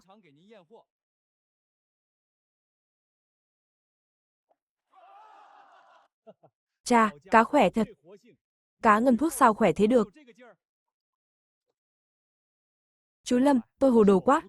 Tin lời đồn nhảm. Suýt nữa trách nhầm người. Cá của chú tươi rói. Tôi xin lỗi chú. Bác quá lời rồi. Bác kiểm chứng thế này, còn hơn tôi nói trăm câu. Mắt thấy tai nghe, cá tươi thế này, làm gì có vấn đề gì. Phỉ phui, đứa nào ác mồm ác miệng. Đi đặt điều nói xấu. Chú ơi, cá mè bán ra, cho tôi 2 con. Anh à, mấy trò bẩn thỉu này. Chỉ đến thế thôi.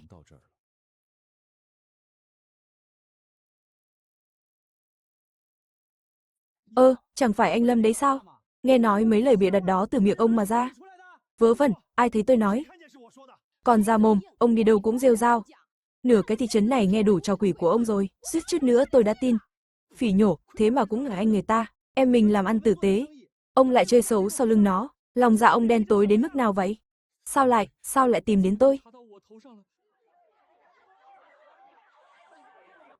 Đồ vô dụng. Bảo đi phá việc làm ăn mà làm ăn thế à? Tiền không kiếm được, còn mất hết cả mặt mũi. Giờ cả làng chỉ trích nhà mình. Mẹ, chẳng phải tại mẹ sao? Con làm theo ý mẹ, chứ có bảo làm hỏng đâu. Việc còn con cũng không xong. Con làm được trò trống gì nữa? Chửi, chỉ biết chửi tôi thôi.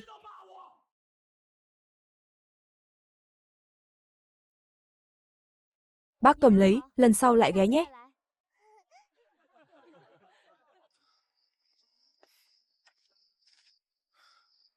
Đinh, hải sản hôm nay đạt 8 sao. 8 sao?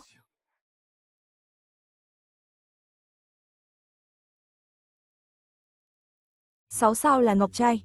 7 sao là bào ngư, cá mú. 8 sao sẽ là gì đây? Đến rồi.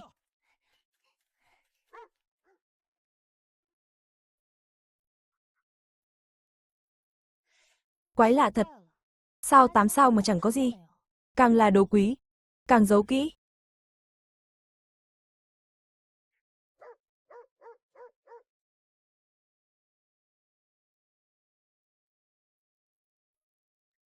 Chỉ là vỏ sò rách. Nhìn vỏ với tuổi này, là vỏ chai giả. Lâm Phong. Huyền Nhi, đưa tôi cái xà beng.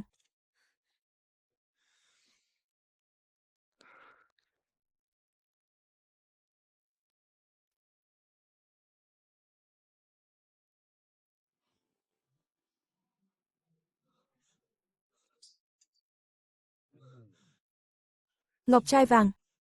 Cực phẩm. Trời ơi, đời thực có báu vật này sao? Bố ơi, mặt trời nhỏ kia. Trong vỏ sò có mặt trời nhỏ.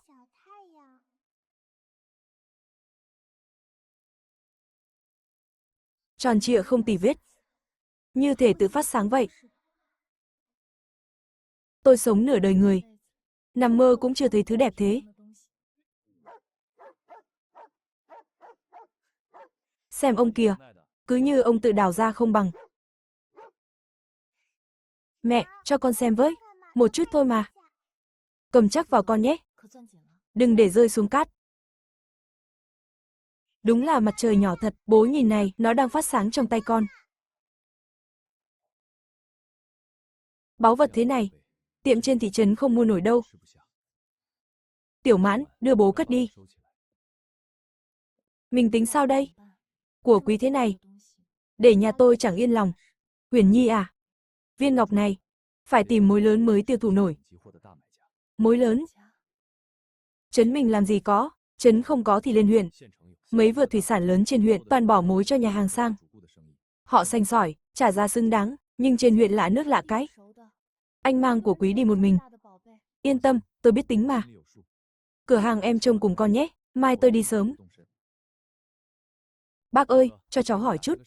Vựa thủy sản nào trên huyện lớn nhất?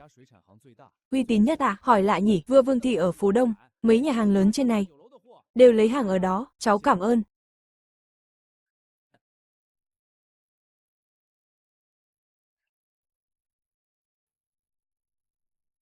Đúng là bề thế. Chỗ này làm ăn lớn thật.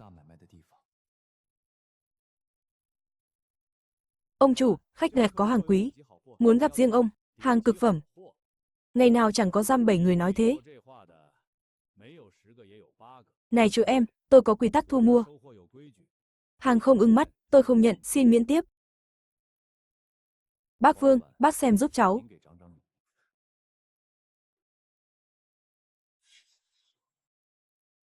Ngọc trai vàng. Ngọc trai vàng tự nhiên. Tròn trịa, không tì vết. Ánh ngọc sáng trong. Chú em, tôi buôn bán 20 năm rồi. Hàng phương Nam, hàng phương Bắc tôi xem qua không biết bao nhiêu, ngọc trai thế này. Chẳng nói huyện mình, cả tỉnh cũng hiếm thấy. Viên này tôi trả 7.000 đồng. Tiền mặt trao tay ngay. 7.000.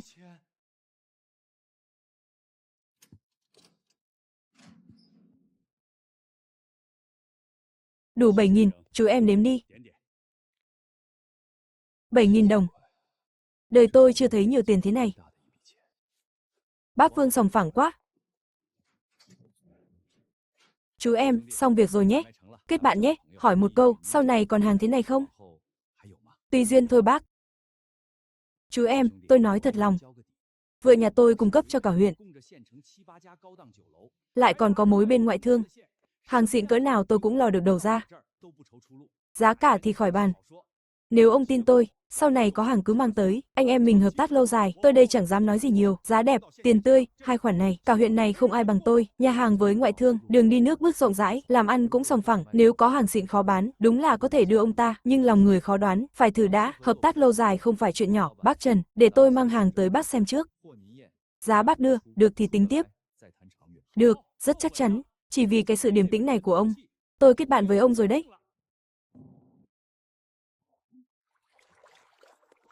Chà, con lươn này to thật. Công ty đang giục tìm lươn hoang, chú em.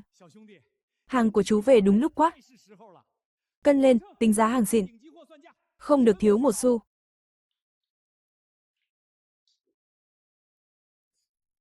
Chú em thấy sao? Cách làm ăn của tôi, chú em ưng chứ? Bác Trần là người sòng phẳng. Cung ứng lâu dài, giá tăng một phần. Tiền cho cháu múc. Chú xem qua đi. Từ nay ta cùng hội cùng thuyền. Đường rộng mở rồi. Thông rồi, làm ăn mới bắt đầu. Chủ Lâm, chủ Tô bảo. Nhà hàng chỉ lấy hàng nhà Lâm. Đơn tháng này, chú xem. Đảm bảo hàng tươi rói, không lỡ việc của chú. Chậc, nhìn kìa. Cả huyện cũng ký với Lâm. Tiệm này giờ nhất vùng rồi. Nghe bảo Lâm Phong xưa, cả nhà không có cá ăn. Giờ là tay buôn số 1. Đúng là có tài, thế mới gọi là đổi đời. Tổ tiên phù hộ đấy. Tấm lụa này của chủ quán. Cắt đủ bộ sườn xám, nhờ thợ giỏi nhất may. Vâng, chủ Lâm khéo chọn. Vợ chú mặc tấm này. Nhất vùng này luôn. Tiểu Mãn đến trường thôi. Cặp mới, giày mới. Không thiếu thứ gì. Tủ lạnh giao tận nhà. Tủ lạnh tốt quá.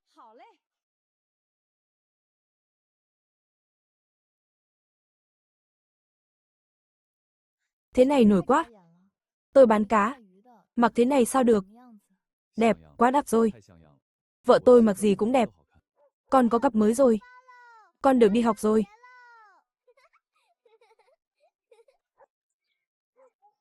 Áo dài, tủ lạnh, cặp mới. Lâm Phong sống thế này ai chẳng ghen. Nhà nó sắm cả tủ lạnh rồi. Nhà mình miếng thịt còn chẳng có. Đấu với nó mấy lần. Chẳng lần nào thắng được nó. Tôi nuốt không trôi cục tức này. Nó chẳng phải nhờ tiếng tăm sao. Tôi sẽ làm cho cả thị trấn biết. Vạch mặt nó. Ông định làm gì? Chữ hiếu là lớn nhất. Lâm Phong nó bất hiếu với mẹ, chẳng đưa mẹ đồng nào. Tôi ra cửa hàng nó bêu dếu. Được, bà con ơi ra xem này. Đời sao có đứa con bất hiếu thế. Thằng em Lâm Phong tôi, từ ngày giàu lên, nó bỏ mặc mẹ già 70 tuổi. Chẳng đưa mẹ đồng nào. Mẹ già ăn rau cháo. Nó thì đếm tiền mỏi tay. Thằng con bất hiếu thế này. Ai dám mua đồ nó bán? Không sợ quả báo à? Chắc không phải đâu. Lâm lão bản trông tử tế mà. Nói vậy thôi. Nhưng thời buổi này, chữ hiếu là quan trọng nhất. Nếu bỏ mặc mẹ thật thì chuyện nhà khó nói lắm. Ai biết thực hư thế nào. Mẹ ơi, mẹ nuôi ong tay áo. Mẹ vất vả nuôi nó khôn lớn. Giờ nó quên ơn mẹ rồi. Lâm Phong, anh nói điêu. Đồ bất hiếu, xem anh chối sao. Hắn vu khống tôi. Lâm Phong, để em ra nói lý. Đừng vội, Huyền Nhi. Vào trong lấy cho anh. Cái hộp đựng sổ sách bọc vải xanh. Đống biên lai đó dùng được rồi. Bà con xem này. Thằng bất hiếu còn dám ló mặt. Anh cả, anh gào đủ chưa? Bảo tôi bất hiếu với mẹ. Để tôi hỏi ông một câu. Bà con làng xóm phân xử cho tôi, có phải tôi muốn cắt đứt tình thân này không? Hôm đó ở nhà cũ, mẹ đã nói thế nào? Mẹ vợ tôi hôm đó đi ngang qua, tận tai nghe mẹ Lâm Phong đòi cắt đứt. Bà bảo ra khỏi cửa là không nhận nó nữa. Những năm trước đây, tôi làm ở đội đánh cá, tiền kiếm được tôi đưa cho ai? Cả nhà ăn uống, tiền cưới cho anh cả, tiền sửa nhà cũ. Đâu chẳng phải tiền mồ hôi nước mắt của tôi. Nói xuồng à? Ai làm chứng? Tôi đợi chính câu này của ông đấy.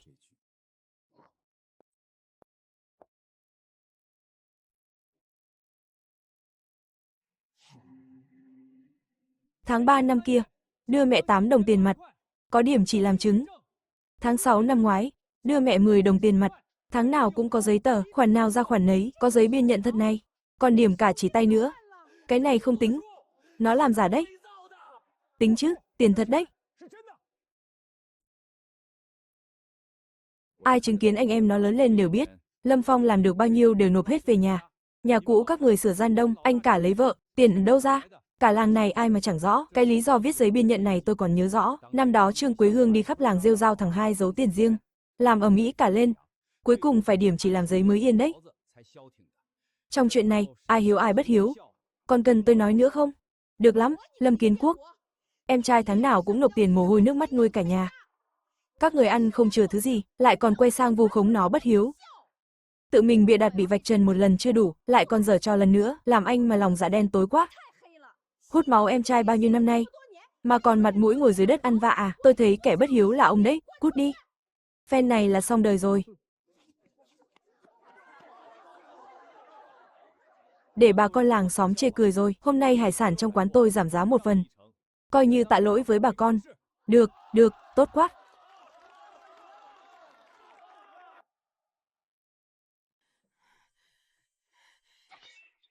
Giấy biên nhận, điểm chỉ đỏ. Hồi ấy điểm chỉ. Tôi chỉ muốn bịt miệng dân làng. Ai ngờ nó giữ lại hết giấy tờ. Giờ thì hay rồi. Thành trò cười cho thiên hạ.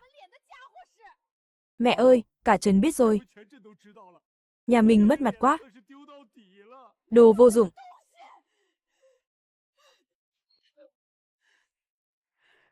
Càng thế càng chứng tỏ nó giàu. Ngày kiếm mấy nghìn. Nó giàu thế mà. Sao không biếu tôi thêm? Mấy đồng lẻ ấy đáng gì? Cơ ngơi lớn thế kia. Phải có phần của tôi.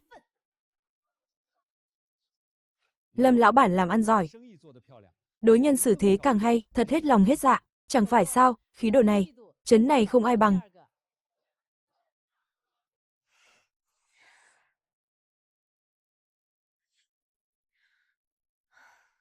Mấy hôm lãi gần 2 vạn. Trước đây tôi không dám mơ. Ừ. Sao thế em? Sổ sách khớp rồi, em còn lo gì nữa? Uyển Nhi, anh đang nghĩ mình mở rộng thêm. Em xem này. Trấn mình chỉ có thế thôi. Quanh đây có mấy quán. Khách cũng chỉ chừng đó. Hàng mình có tốt đến mấy, ngày cũng chỉ bán được thế. Nhưng biển sau nhà mình. Sau này còn nhiều đồ ngon. Cái thị trấn nhỏ này. Sợ là không chứa nổi việc làm ăn của mình nữa. Đòi tiền nó có biên lai, không đòi được. Mắng nó bất hiếu. Cả trấn bênh nó, không mắng được. Phải rồi, tôi không đòi tiền. Tôi đòi góp vốn. Nó là khúc ruột của tôi. Tiệm của nó là của tôi. Tôi là mẹ, đương nhiên phải có phần. Người ta gọi là góp vốn. Chỉ cần tôi có cổ phần. Sau này tháng nào cũng có tiền. Hơn vạn lần đi xin xỏ. Nó dám không nhận à? Ông trời ơi! Mở mắt nhìn đi. Con trai phát tài lớn. Mẹ đẻ mà chẳng được hút tí nước. Bà con làng xóm phân xử cho tôi. Thằng Lâm Phong là do tôi đẻ ra. Không có tôi thì làm gì có nó. Không có tôi thì làm gì có cái tiệm này. Tiệm này phải có phần của tôi. Tôi không đến đây ăn xin. Tôi đòi phần của tôi. Ghê thật, đến đòi chia cổ phần. Cả nhà này nhắm vào Lâm Phong rồi. Không cắn xé được là không buông. Yên ổn được mấy hôm lại tới. Dựng chuyện, bôi nhọ đủ kiểu. Giờ còn đòi chia cổ phần, được thôi. Hôm nay trước mặt cả thị trấn, tôi sẽ dứt điểm chuyện này. Chú làm ở đây nửa tháng rồi, tôi tin chú. Chú về Lâm Gia Loan một chuyến, mời các bậc cao niên trong họ ra đây, cứ bảo việc nhà họ Lâm. Cần các cụ phân xử công bằng. Vâng, tôi đi ngay, tôi cứ nằm vạ ở đây, xem anh làm ăn kiểu gì. Tam thúc, thất thúc. Các bác phải làm chủ cho tôi. Con tôi giàu rồi không nhận mẹ. Đến đồng tiền cũng không cho. Quế Ương, bà im đi. Phân xử phải có lý. Lâm Phong. Cậu nói xem cửa tiệm này từ đâu ra? Tam thúc công. Tiệm này là tiền tôi đi biển. Mua lại từ lão Trương. Giấy tờ chỉ đứng tên một mình tôi. Chẳng dùng một xu của nhà. Sổ sách đây, bác xem đi. Giấy trắng mực đen, rành ra đấy. Sổ sách cái gì? Nó là do tôi để ra. Không có tôi thì làm gì có nó. Cơ nghiệp của con trai, làm mẹ sao lại không có phần? Mẹ muốn góp vốn thì được thôi. Con đồng ý rồi. Góp vốn là chuyện đương nhiên. Phải tính theo vốn, con bỏ 3.000 thuê cửa hàng. Thêm 2.000 tiền hàng nữa. Tổng cộng 5.000 vốn, mẹ muốn góp vốn, thế mẹ bỏ ra bao nhiêu? Tôi già rồi, lấy đâu ra vốn? Một xu không bỏ mà đòi chia cổ phần. Đời làm gì có chuyện đó, tay không bắt giặc. Lại đi bắt con đẻ mình à? Tôi không cần biết, tôi là mẹ nó. Lấy đồ của con thì cần gì vốn? Trương Quế Hương, bà có biết đủ không? Người già chúng tôi không mù. Nó nuôi cả nhà bà bao năm nay. Bà còn chửi rủa nó bao nhiêu lần rồi? Con trai bà đã tự tay vứt bỏ. Giờ người ta tay trắng làm nên cơ nghiệp. Bà lại chống gậy đến đòi. Còn mặt mũi nào nữa? Quế Hương à, lần này bà quá đáng lắm. Các cụ nói chí phải. Người ta đã tận tình tận nghĩa rồi, thế này là tham lam quá rồi. Có biết xấu hổ không? Đưa bà ta về đi. Thấy chưa, Lâm lão bản chẳng nặng lời câu nào. Chẳng động tay động chân, vẫn thắng một cách đường hoàng. Được lắm.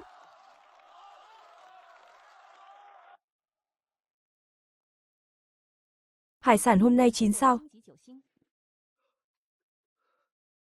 8-9 sao là vàng ròng rồi. 9 sao thì quý đến mức nào? Sao càng cao, hàng càng giấu kỹ. Nhà mình có 3 người. Đào cả ngày không hết đống đất này.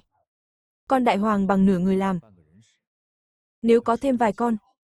Đúng, đại hoàng giỏi thật, kiếm thêm vài con là xong.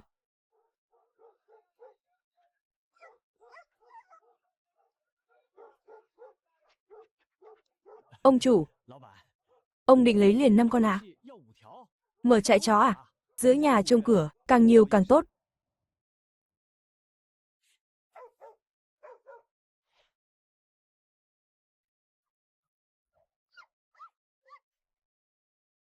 Bố nhìn kìa, đại hoàng làm đội trưởng rồi.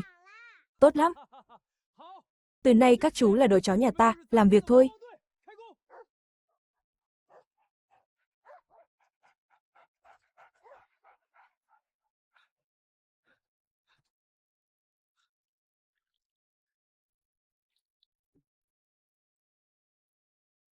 Cầu gai tím hoang dã. Cầu gai to thật đấy. Đằng này cũng có, cả ổ luôn.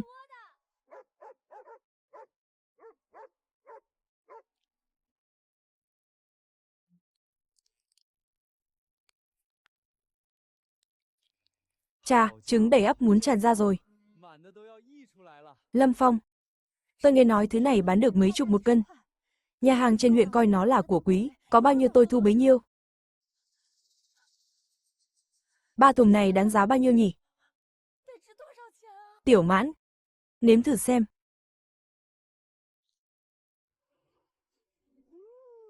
Ngọt, ngon quá.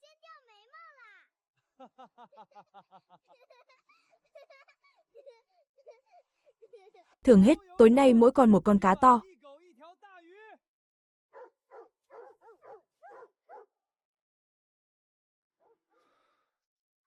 Bãi Cửu Tinh không chỉ có cầu gai đâu. Hàng khủng vẫn chưa xuất hiện.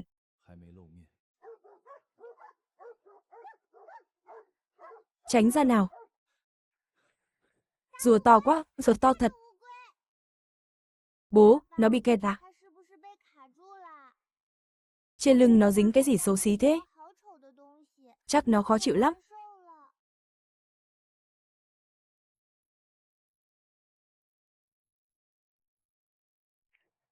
Mùi thơm này.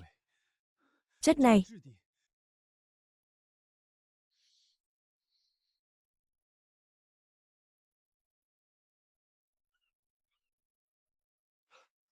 Đây là long diên hương. Long gì cơ?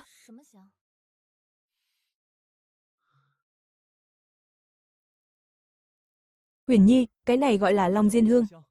Báu vật dưới biển. Hàng thượng hạng làm hương liệu. Còn quý hơn vàng. Cả tảng to thế này. Vô giá. Đắt hơn vàng.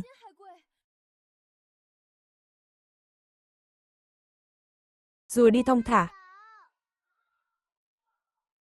Tảng này còn đắt hơn vàng. Hàng loại này cứ ra liên tục. Cái tiệm nhỏ trên thị trấn không chứa nổi nữa rồi. Đến lúc rồi, mang hàng ra tận huyện. Chú Lâm, mong chú mãi. Lần này có hàng gì ngon?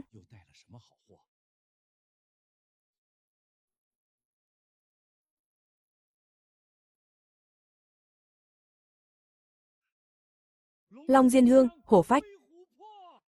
Cả tảng to thế này. Tôi. Chú có biết món này nặng ký thế nào không? Công ty ngoại thương tranh nhau đấy. Vô giá. Tôi trả 1 vạn tiền mặt. 1 vạn sao? Khối này bằng cả đời người. Ông chủ Trần hào sảng. Chốt. À này.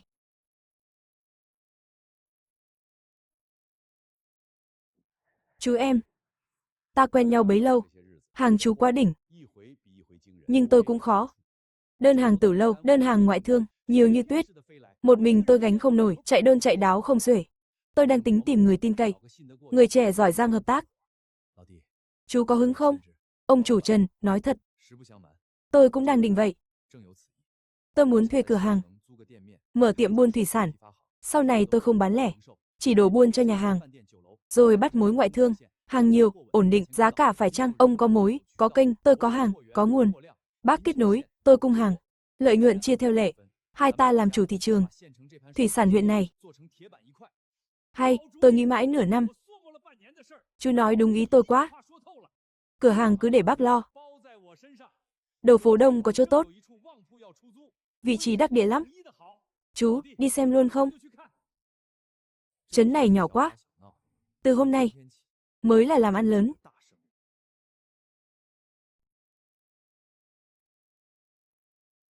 Chú nhìn xem. Bến bãi tôi nói đây. Bước chân là tới. Hàng xuống là vào kho. Đỡ bao tiền vận chuyển. Đây là anh Lâm. Dạ, chào bác. Giao cửa hàng cho chú ấy, không làm bác thất vọng.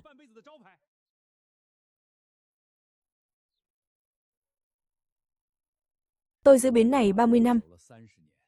Cửa hàng gắn bó cả đời. Chẳng cầu bán đắt. Chỉ cần người tử tế. Bác cứ yên tâm. Khách quen của bác, tôi sẽ làm tốt hơn. Không làm bác mất mặt. Được, nghe câu này của chú là tôi ưng rồi, cả cửa hàng lẫn nhà, 8.000 tôi để lại cho chú, chốt tạ. Vào túi 1 vạn, sang tay 8.000. Chẳng chớp mắt lấy cái, thằng bé này làm nên chuyện đấy.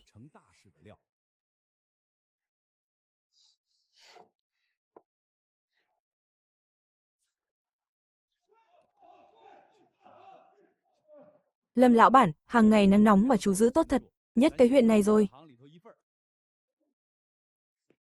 Lão bản, tôi phân loại hàng tươi, hàng đông, hàng khô cả rồi, nhà hàng đến lấy là thấy ngay. Khá lắm, không uổng công tôi đưa chú đi.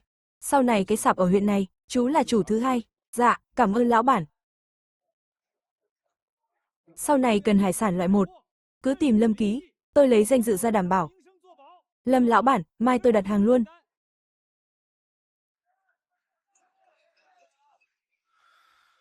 Chuyển từ bán lẻ sang bán buôn, từ thị trấn tiến ra huyện.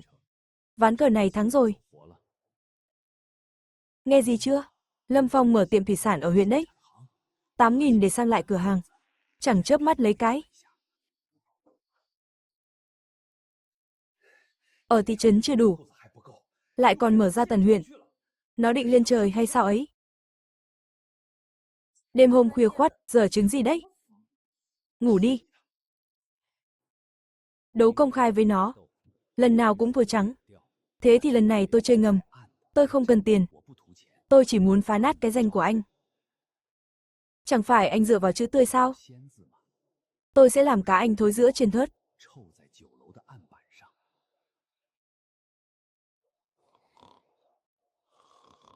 Hàng từ thị trấn lên huyện. Chính là hôm nay.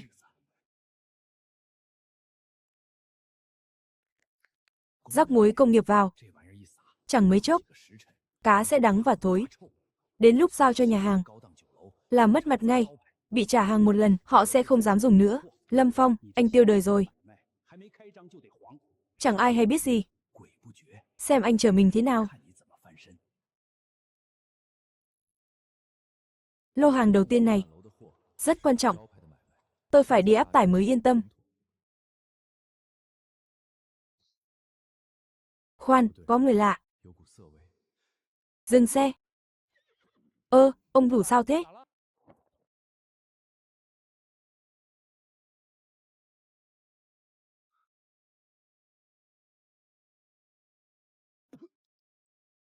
Muối công nghiệp. Rắc đều thế này, lại nhằm đúng hàng gửi Tử Lâu. Sọt này là do người hại. Có kẻ giở trò đêm qua. Chờ tôi mất uy tín đây. Ông chủ, nếu để hàng vào Tử Lâu, sọt cá này, chôn ngay. Không được để lọt con nào. Thà chịu lỗ, không hại người, càng không thể mất uy tín. Anh quay xe về trấn ngay, đưa giấy này cho kho. Bảo họ điều hàng tươi mới. Phi ngựa mang tới. Ta gặp nhau ở ngã ba. Tiệc phúc mãn lâu không được trễ. Vâng ạ. Hàng tốt, ông chủ Lâm. Sau này cứ thế mà gửi. Nhất định rồi. Hàng đêm qua bị bỏ muối công nghiệp. Ông chủ, tôi chỉ chợp mắt tí. Không trách anh. Chúng nắm rõ ngày ta gửi hàng. Đã chuẩn bị kỹ, gốc tường sân sau, quanh sọt hàng, răng dây bẫy cho tôi. Dây sắt đất nửa gang, một đầu buộc còi, ai đụng vào là, còi kêu liền, nhớ kỹ. Răng cho kín vào, không được để lộ, rõ, ông chủ. Ta chờ sẵn thôi. Phen này bắt quả tang.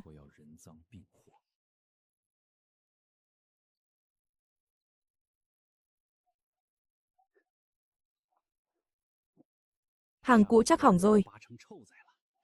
Nay nhà hàng lại tới. Cho danh tiếng ông thối nát.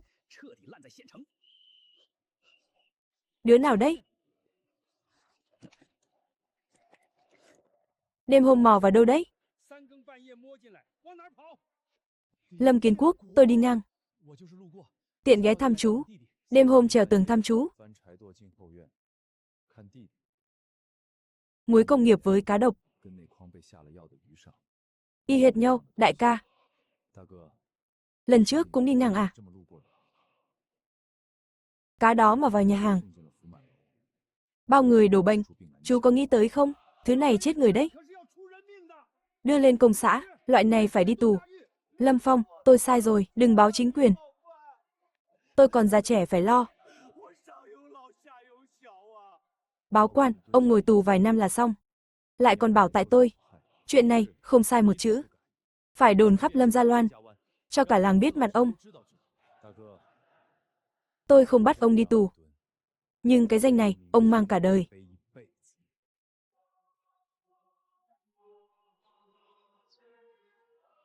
Phỉ nhổ, đồ thất đức bỏ thuốc vào đồ ăn. Tránh xa nó ra. Thế này thì sống sao nổi. Tôi vừa ra cửa. Người ta tản ra hết. Chẳng ai nói chuyện. Con trai thằng trộm thuốc nổ.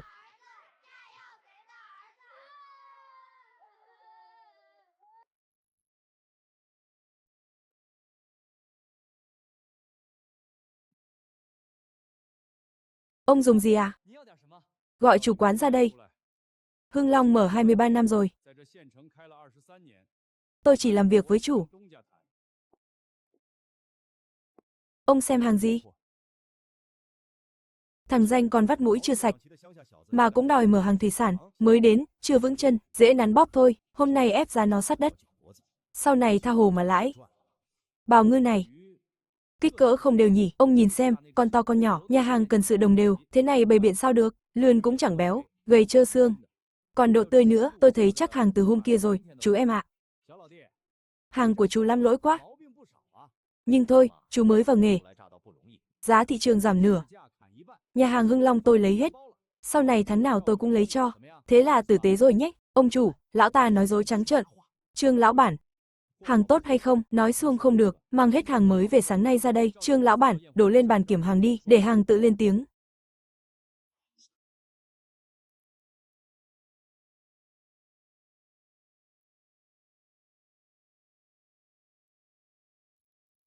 Trời ơi, con bảo ngư này sống khỏe thật, hút chặt như dính vào bàn vậy. Lươn béo đến mức không cầm nổi. Thế này mà bảo không béo, Trương lão bản, ông xem ký kích cỡ đi. Độ tươi này có phải hàng mới từ biển về không? Ông làm nghề 23 năm rồi, chắc phải biết rõ chứ. Sống thì sống, nhưng tôi nói là mẫu mã. Vân trên con bào ngư của chú. Này ông chủ, ông đừng nói thế. Đầu bếp Chu ở Phúc Lai Cư. Đầu bếp số 1 huyện này. Ông ấy đích thân đi mua đấy. Bào ngư viền vàng đây. Ấn vào là nảy lên, hàng chuẩn đấy. Thịt dày, béo ngậy. Lên bờ vẫn khỏe thế. Tôi cầm chảo 30 năm rồi. Cá biển qua tay tôi nhiều vô kể. Chẳng nói chuyện đều hay không, ở huyện mình hiếm thấy lắm. Ông Lâm, hàng của ông đây. Con nào cũng tốt, con nào cũng ngon. Phúc Lai Cư bao giá cao nhất. Bao giá cao nhất. Phúc Lai Cư tôi vừa ép giá, chê là hàng dở, giờ lại tranh nhau như báu vật. Chuyện này mà lộ ra, mặt mũi tôi để đâu? Ông Lâm, Phúc Lai Cư tôi ngày 3 tiệc lớn. Cần nhiều hải sản lắm. Nếu ông cung cấp ổn định, mình ký hợp đồng dài hạn, ngày nào cũng giao, giá tính theo hôm nay. Chỉ có hơn chứ không kém, bác Trương sòng phẳng quá, hàng nhà tôi chỉ có một quy tắc. Hôm nay chất lượng sao, sau này y hệt vậy. Sai một ly, tôi không lấy tiền. Chỉ vì câu này, tôi ký hợp đồng này. Tốt, tốt lắm. Ép giá không xong, lại còn mất mặt. Sau này ai còn tin mắt nhìn hàng của Hưng Long nữa. Trận đầu đứng vững ở huyện này, coi như thắng lợi. Lâm Phong, chú Lâm này, mâm cơm hôm nay toàn đồ chú đưa sáng này đấy. Chú nếm thử bào ngư hấp xem. Cả lươn sốt tỏi này nữa, có đúng không? Tay nghề bác Trương đây, làm nổi bật hết độ tươi của hàng rồi. Hàng tốt, càng cần gặp đầu bếp giỏi, nói đúng ý tôi quá. Đầu bếp giỏi sợ nhất gì? Khéo tay mà không có nguyên liệu, chỉ mong có nguồn hàng ổn định. Giờ thì toại nguyện rồi. Để tôi nói thật với chú. Nghề ăn uống ở huyện này, cần có mối quan hệ, hôm nay tôi mời, có 2 người anh em cùng tới. Đây là chủ quán Tổ Hiền Lâu. Đây là chủ quán Tứ Hải Xuân. Chúng tôi quen nhau 20 năm rồi, Lâm lão bản, tiếng tăm bào ngư của chú. Chúng tôi nghe danh đã lâu, người chú Chu bảo đảm thì không sai được. Các bác quá khen. Lâm ký tôi chỉ có một điều, hàng luôn tươi nhất, giá cả phải chăng. Nếu làm hỏng tiệc của các bác, tôi không lấy một xu, sảng khoái, cạn ly. Lâm lão bản, tháng này lãi hơn cả năm ở thị trấn. Sau này từ thị trấn lên huyện, hàng sẽ đi nhanh hơn, độ tươi không giảm chút nào. Khoản này tôi để riêng. Không ai được đụng vào, tiền học của con bé Tiểu Mãn đấy. Sau này từ tiểu học, trung học, học lên tận đại học. Con gái muốn học cao bao nhiêu, bố sẽ nuôi bấy nhiêu, bố, con sẽ học giỏi.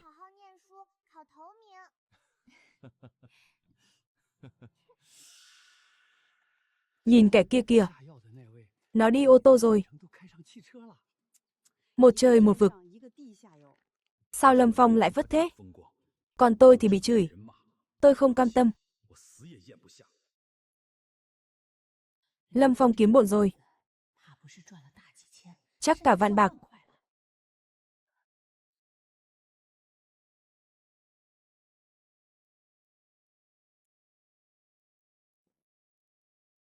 Anh vẫn ấm ức à? Mẹ đừng nhắc nữa.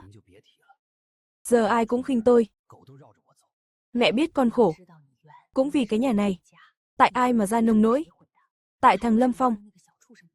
Tiếng xấu đã mang, sợ gì nữa chứ? Đằng nào cũng mang tiếng, thì làm thật luôn. Mẹ. Ý mẹ là sao? Nghe nói nó có ngọc. Chắc chưa bán hết. Chắc giấu trong nhà. Thứ đó nhẹ tênh. Con lẻn vào lấy đi. Đủ mẹ dưỡng già rồi. Còn lại con giữ hết. Số còn lại đủ cho con làm lại cuộc đời. Tường nhà nó, chó nhà nó. Phải khôn ra chứ. Mảnh sứ cưa tay, đeo găng giày vào. Chó cắn thì cầm gậy.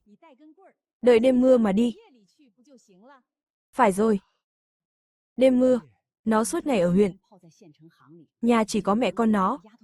Cơ hội trời cho.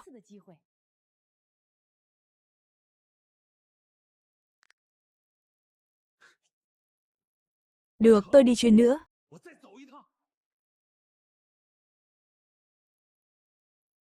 Găng giày tránh sứ. Gậy để trị chó. Phen này chắc chắn.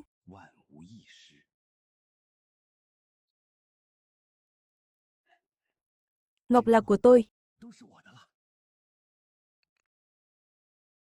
Sứ với chả sành.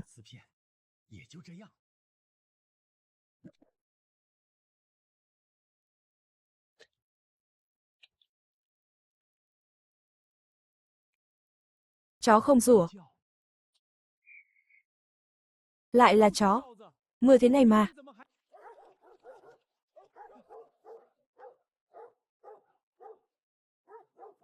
Sao lắm chó thế? Đừng lại đây, tao có gậy.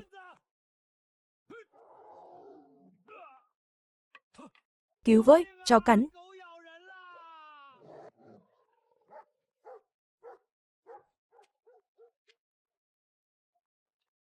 Biết ngay là có kẻ liều lĩnh. Đợi sẵn rồi đây. Khá nhàn nhã đấy. Mưa gió thế này mà cũng sang chơi. Thằng hai. Hiểu lầm, tôi đi ngang qua thôi. Mưa to quá, vào chú nhờ chút. Chú mưa. Chú mưa mà đeo găng tay. Gậy này để đập chó à? Bao tải để đựng đồ à? Ông không phải chú mưa. Ông chuẩn bị kỹ lắm, định vào ăn trộm đúng không? Chưa đầy tháng trước còn van xin. Sao còn dám vác mặt đến? Hết lần này đến lần khác. Chắc tôi quá nhân từ rồi.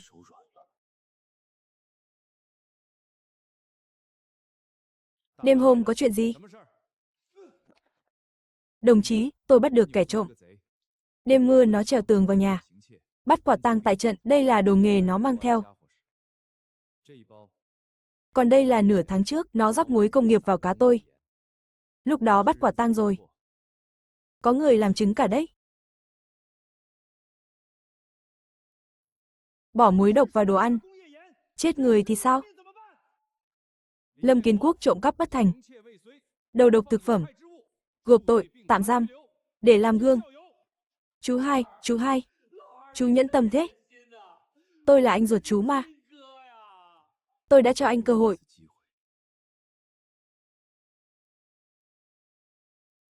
Là anh tự tay đập nát.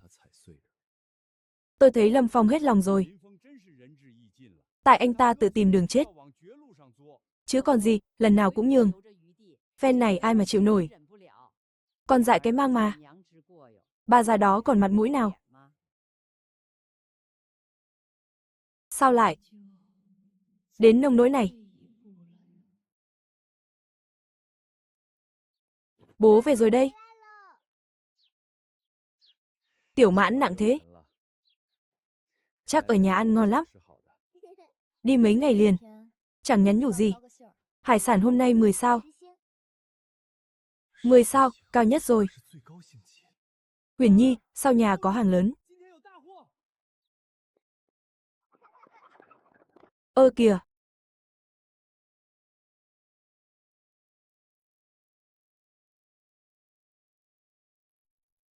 Sao chẳng có gì thế này? Tìm thử xem nào.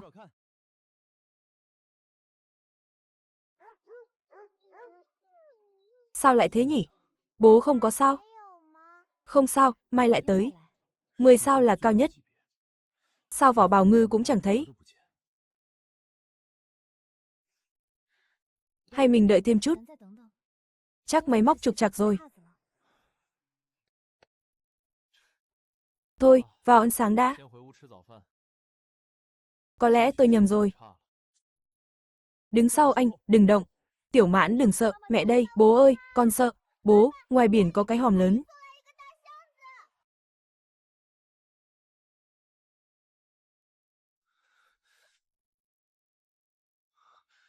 Hàng 10 sao ở đây cả.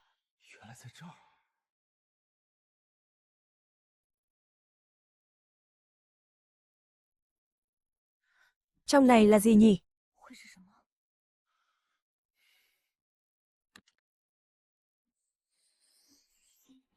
Vàng. Toàn là vàng.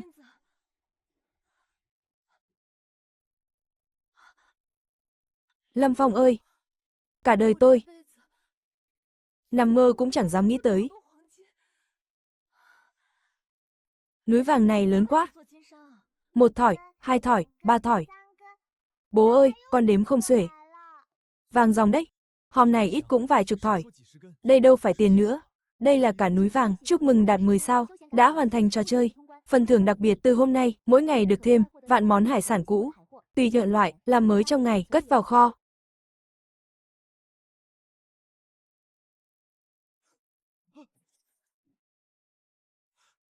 Vạn món mỗi ngày. Tôm, cá, bào ngư, hải sâm. Toàn loại đã có.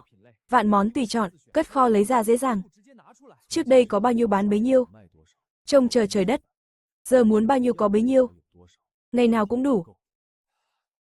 Nguồn hàng như của nhà chồng được. Nhưng nhiều thế này, nhà hàng huyện ăn sao hết. Vạn món cơ mà, bán tươi phí quá. Phải làm ăn lớn thôi. Chế biến, đóng hộp, xuất khẩu.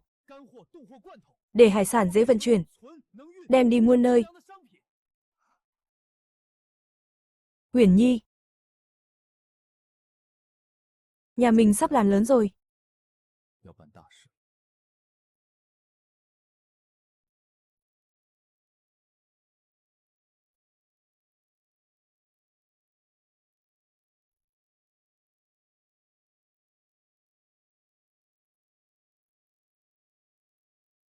Vàng thỏi.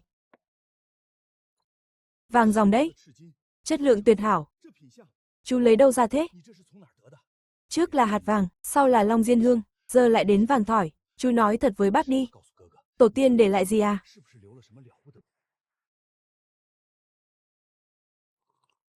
Bác đừng đoán nguồn gốc làm gì. Cháu bắt mối được với Tẩu Viễn Dương. Hôm nay cháu muốn bàn với bác. Một vụ làm ăn lớn hơn vàng. Chú nói đi, bác, Huỳnh bán đồ tươi bao lâu nay? Sổ sách bác rõ hơn cháu, đồ tươi trông thì hay. Nhưng có 3 cái dở, không để được, hỏng ngay. Không đi xa được. Giá cả phụ thuộc nhà hàng. Nếu mình chế biến thì sao? Bong bóng cá làm khô. Bào ngư sấy khô. Tôm cua muối hũ. Đồ khô để 3 năm không hỏng. Nam Bắc đều bán, vận chuyển đi đâu cũng được. Đó mới là lãi lớn. Đúng, nói chúng tim đen rồi. Chú không biết đấy thôi. Họ giục bác chục lần rồi. Khách đòi bảo ngư khô đấy. Bao nhiêu cũng lấy hết. Lại còn trả bằng ngoại tệ. Tôi nắm trong tay mối này. Chỉ lo không có nguồn hàng ổn định, nên chưa dám nhận. Nguồn hàng tôi lo, đủ lượng, tốt chất.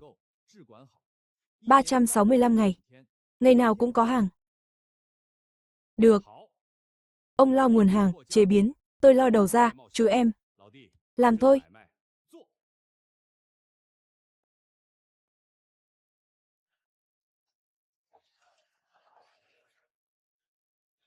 Chế biến cần người, cần mặt bằng. Ở huyện tôi lạ nước lạ cái. Không phải kế lâu dài. Lâm Gia Loan sát biển. Bà con làng xóm đời đời đánh bắt, ai cũng thạo việc. Giờ phần lớn đang nhàn rỗi. Về làng mở xưởng thủy sản tử tế. Tận dụng lao động, tôi có lãi. Bà con làng xóm có công, đó mới là kế làm ăn lâu dài.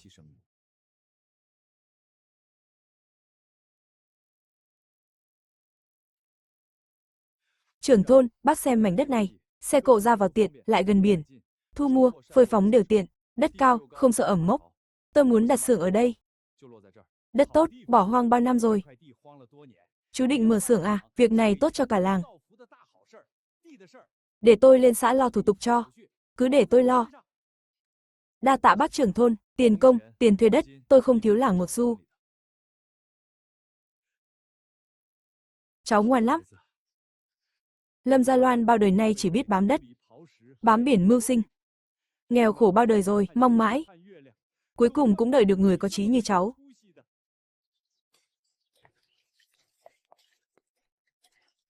Chủ xưởng bảo này, xây 3 gian nhà ngói, 1 gian làm bếp, 1 gian phơi sấy, 1 gian làm kho. Gạch phải dùng gạch nung, sa phải dùng gỗ tốt, xây cho thật chắc chắn. 3 gian nhà ngói lớn. Làng mình ngoài từ đường, đã bao giờ có nhà nào oai thế này chưa? Các bác nghe gì chưa? Xưởng của Lâm Phong sắp tuyển người đấy, làm ngay đầu làng. Tháng nào cũng có tiền tươi, thật hay đùa đấy, chẳng cần đi xa, ngay cửa nhà cũng kiếm được tiền.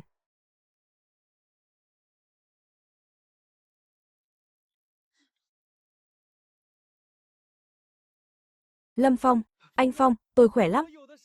Quăng trải lưới tôi thạo từ bé. Anh nhận tôi nhé. Cả vợ tôi nữa, khéo tay lắm. Muối cá, làm mắm là nhất, hai vợ chồng tôi cùng đăng ký. Bác ơi, đây là chỗ Lâm Gia Loan tuyển người à? Chúng tôi ở làng bên, có nhận không bác? Thấy chưa, làng bên cũng kéo đến rồi. Lâm Gia Loan mình ven này nhất vùng rồi. Bác cứ bình tĩnh. Bác làm được việc gì, tay chân nhanh nhẹn không? Nhà mấy miệng ăn? Tôi ghi lại hết. Xét theo năng lực. Xưởng làm ăn lâu dài. Tôi phải chọn kỹ từng người.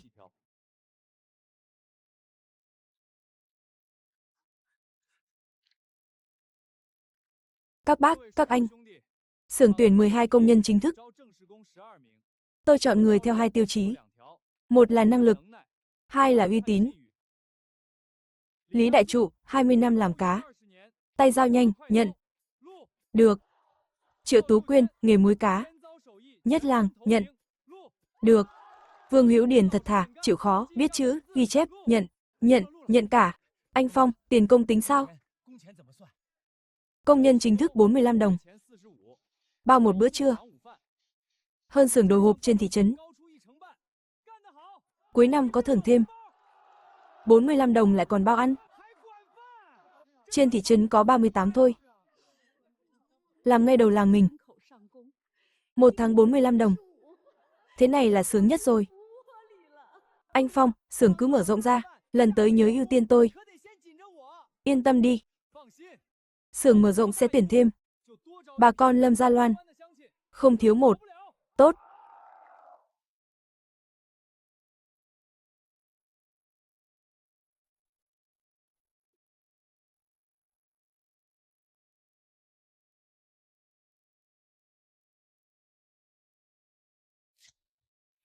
Khai trương hồng phát. Tôi sống hơn 70 năm rồi. Lần đầu thấy làng mình mở xưởng. Tốt quá. Ngày lành của làng ta đến rồi.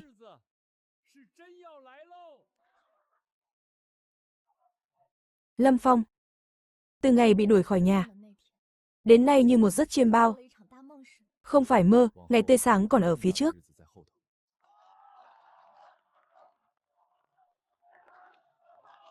Xưởng bố mở rồi.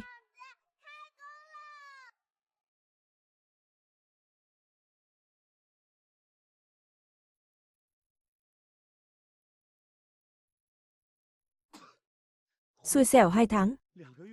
Đúng 2 tháng trời. 45 đồng một tháng, lại còn được bữa trưa. Thằng hai nhà tôi mới lĩnh lương. Mẹ nó mừng mất ngủ. Xưởng Lâm Phong làm ăn được đấy. Nghe bảo tháng sau tuyển tiếp. Tôi phải đăng ký cho nhà tôi ngay. Xưởng gì cơ? Ai mở xưởng? Ồ, ra rồi đấy à? Em trai ông mở xưởng thủy sản đấy. Cả làng ai cũng nể. Mỗi ông không biết. Tôi ngồi tù 2 tháng. Nó đã mở hưởng rồi sao?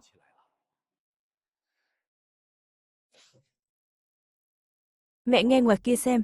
Cả làng vào xưởng nó làm, tháng nào cũng có tiền. Nó vẻ vang thế, còn con, giờ vẫn trắng tay. Đến miếng thịt cũng không có. Thế con định làm gì? Đấu với nó, con đấu nổi không?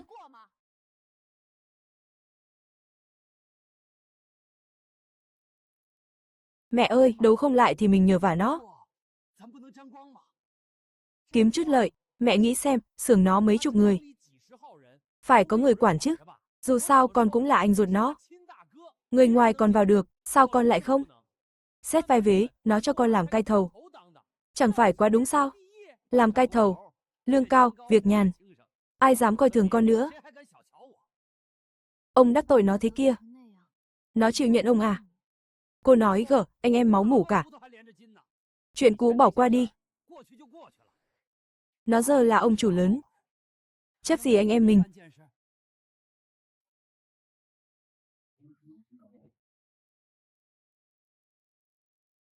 Mẹ cứ chờ xem, sáng mai, con sang nhà nó. Hàng của xưởng ta phải bán ra huyện, ra tỉnh, rồi còn xuất đi nước ngoài. Nên tôi nói trước, ai làm ăn gian dối, là đập bát cơm cả làng. Rõ rồi. Chú hai. Bận à? Chú hai mở xưởng, tốt quá nhỉ. Mà tôi nghe nói xưởng chú chưa có cai thầu à? Anh là anh ruột chú đấy. Chú mở xưởng, anh đến trông nom cho. Danh chính ngôn thuận cho anh làm cai thầu được chứ? Anh ta dám đến thật đấy. Anh muốn làm cai thầu? Đúng, cai thầu. Lương phải cao hơn thợ thường. Anh em trong nhà cả, anh không chấp chú đâu. Chú cứ liệu mà trả. Các bác, các chú ở đây cả, tôi xin nói rõ thế này. Xưởng tôi làm bằng thực lực, không kể thân sơ, chẳng màng vai vế, phải có tay nghề, phải có đạo đức. Ai cũng vào được, không đủ hai thứ đó, rời có xuống cũng không vào được, anh cả. Phơi cá, ghi sổ. Anh làm được việc gì? Người như anh mà vào xưởng, ai dám làm cùng anh? Ai dám để anh đụng vào hàng? Đừng nghe nó xúi bẩy. Chuyện cũ cả rồi, tôi là anh ruột nó. Anh ruột mà bỏ thuốc vào hàng của em mình à? Tôi nói thẳng thế này, Lâm Kiến Quốc mà vào được xưởng, 3 đứa con nhà tôi nghỉ việc ngay. Cái loại tay chuyên bỏ độc vào đồ ăn. Hàng nó đã chạm vào, cho tiền tôi cũng không dám đụng. Nó vào xưởng là chúng tôi nghỉ. Loại này không đụng được. Nay nó hại em ruột, mai nó hại xưởng, hại cả làng. Xưởng này là bát cơm của mọi người, không chứa chấp loại sâu bọ. Đi tù về mà chẳng trừ thói cũ, còn đòi làm cai thầu, mặt mũi đâu nữa. Nó không ăn cắp của xưởng đã là may rồi. Cả làng đều coi thường tôi. Hay, hay lắm. Anh à, đường là do mình chọn. Cửa xưởng ở đây, quy định cũng ở đây, khi nào anh làm người tử tế thì hãy quay lại.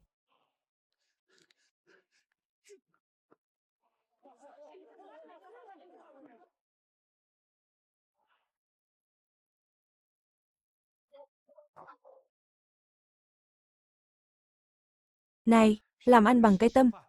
Hay cho câu làm ăn bằng cái tâm. Nó đang bêu dếu tôi.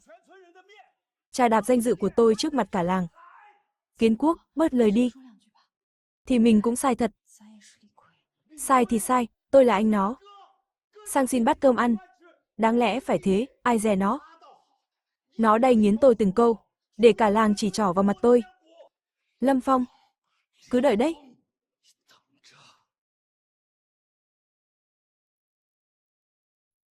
Từ nay xưởng chia làm 3 tổ. Tổ sơ chế, Lý Đại Trụ làm tổ trưởng, Vu Cấm, bàn của anh, Lâm Tĩnh, làm sạch đi, nhát cắt phải đều, yên tâm, hàng tổ tôi làm, không chê vào đâu được. Tổ phơi sấy, Triệu Tú Quyên làm tổ trưởng. Lửa sấy hải sâm, màu sắc bóng cá, hình dáng bào ngư, tất cả nhờ cô cả đấy. Được, tổ kho vận, Vương Hữu Điền. Nhập bao nhiêu, xuất bao nhiêu. Sổ sách phải rõ ràng, sai 1 ly là tôi bắt đền, sai 1 ly, trừ lương tôi. Còn 3 quy định thép, nhớ kỹ cho tôi. Vào xưởng phải rửa tay, đeo tạp dề, ống tay áo.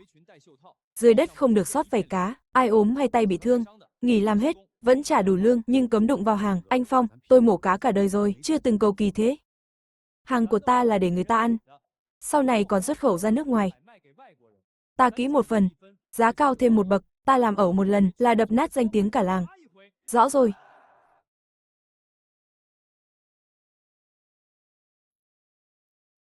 Sạch sẽ, tươi ngon, màu đẹp. Đến bao bì cũng chỉn chu quá. Chú à, hàng xưởng quê đấy. Trần lão bản, kiểm hàng đi. Kiểm từng thùng một. Có một món hỏng, cả xe này tôi biếu. Không làm nghề nữa. Lô hàng này cứ để nguyên, chuyển thẳng công ty ngoại thương. Này ông, nói thật nhé. Thu mua hàng quê bao năm nay, lần đầu thấy hàng đẹp thế này. Lô này xuất đi, kiếm ngoại tệ cho huyện ta. Xưởng thủy sản Lâm Gia Loan. Huyện mình đợt hàng đầu tiên xuất khẩu, chính là sản phẩm của xưởng ta.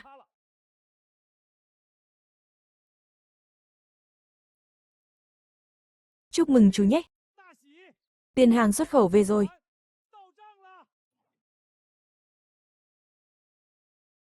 Chú xem, đợt hàng đầu tiên.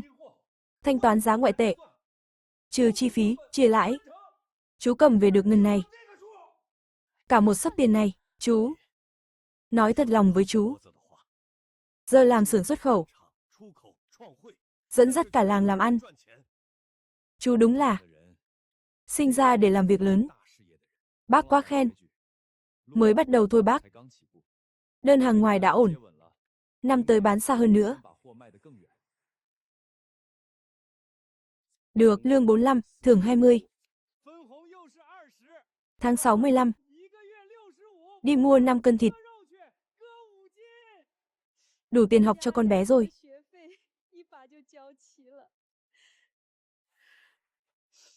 Còn dư mua vải may áo. Nghe gì chưa? Xưởng mình xuất khẩu rồi. Bán cho người nước ngoài đấy. Cả huyện biết rồi. Tận tỉnh cũng hỏi về Lâm Gia Loan. Sau này đi đâu, tôi tự hào là người Lâm Gia Loan. Công nhân xưởng Lâm Phong. Xuất khẩu thu ngoại tệ. Cả làng được nhờ cả rồi.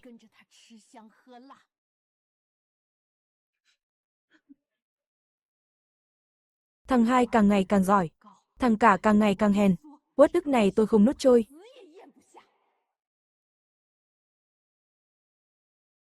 Con định hèn nhát cả đời à? Mẹ, biết làm sao? Xưởng không vào được, người làng thấy tôi đều tránh. Tôi còn làm được gì? Nó làm được, con cũng làm được. Sao con lại không thể, cùng một mẹ đẻ ra cả? Nó có bản lĩnh, sao con không có? Đừng để em trai đè đầu cưỡi cổ. Con phải làm nên nghiệp lớn, lớn hơn nó, cho nó sáng mắt ra. Làm nên nghiệp lớn. Nhưng con không có vốn, chẳng có đường lối nào.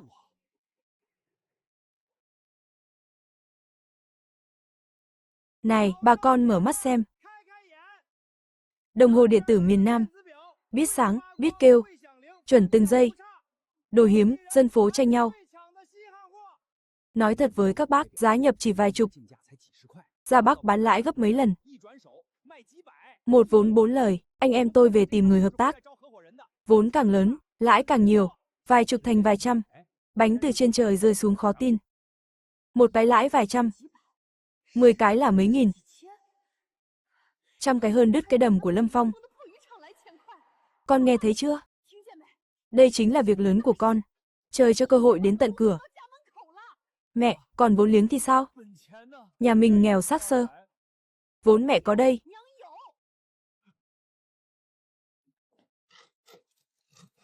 Tiền dưỡng già mẹ tích góp nửa đời. Của hồi môn từ ngày xưa.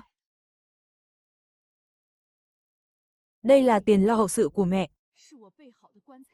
Mẹ ơi, động đến tiền đó, nhỡ mà. Nhỡ cái gì mà nhỡ? Phú quý phải liều. Đợi con buôn đồng hồ phát tài.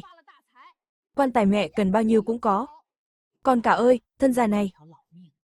Cùng với số tiền dưỡng già này, mẹ đặt hết vào con đấy. Phải làm nên trò trống. Vượt mặt thằng Lâm Phong, để mẹ nở mày nở mặt. Mẹ cứ đợi con phát tài. Việc đầu tiên là xây nhà ngói, to hơn cả xưởng của nó. Nhưng số tiền này mới hơn 2.000. Người ta bảo, vốn lớn mới lãi nhiều, còn thiếu xa. Thì đi vay nhà nước. Đồng chí, tôi muốn vay vốn. Làm chút buôn bán. Buôn bán gì? Có tài sản thế chấp không? Đồng chí, tôi thế chấp 3 gian nhà ở Lâm Gia Loan. Nó làm ăn lớn đàng hoàng. Vài tháng là hoàn vốn. Cụ ơi, vay vốn không phải trò đùa. Đến hạn không trả được, là mất nhà đấy. Không trả được, nực cười. Con trai tôi sắp làm ông chủ lớn rồi. Chú, cho cháu vay 300. Mình cùng ở Lâm Gia Loan. Cùng họ Lâm cả mà. Tôi làm ăn lớn, gỡ gạc lại rồi. Gốc lãi tôi trả đủ. Biếu bác thêm con lợn béo. Kiến Quốc. Dạo trước cháu mới. Bác ơi, chuyện cũ rồi. Ai chẳng có lúc vận đen. Phen này là đường làm ăn thật, mối hàng lớn từ miền Nam, chỉ 200 thôi bác. Cháu bác mà phất lên được. Người đầu tiên cháu nhớ là bác. Cô ơi, cha cháu mất sớm. Cô thương cháu nhất. Tiền dưỡng già, tiền quan tài, tiền vay, tiền họ hàng, tổng cộng 500-600 đồng. Ông bạn sòng phẳng đấy. Cứ đợi mà đếm tiền mỏi tay đi. Mau thu xếp hành lý đi với chúng tôi, hàng chuẩn bị sẵn cho ông rồi. Được, tôi thu xếp ngay. Ông nó ơi. Hơn 5.000 đồng, toàn bộ gia sản nhà mình, giao hết cho hai kẻ lạ mặt. Sao tôi thấy bất an quá. Đàn bà biết gì, đây là làm ăn lớn, bớt nói gở đi. Anh cả đang làm việc lớn. Đàn bà biết gì, đừng làm hỏng việc. Vốn 1.600. Đồng hồ lãi gấp 10. Ít cũng gấp 5-6 lần. Về là có hơn 3 vạn. Xây nhà ngói lớn. Oai hơn xưởng thằng hai. Bữa nào cũng ăn thịt, ngày nào cũng uống sâm. Tôi hưởng phúc cả đời. Lâm Phong ơi là Lâm Phong, đợi anh mày phát tài, xem mày còn oai được không? Không, ông chủ Mã ơi. Tôi đến lấy hàng đây.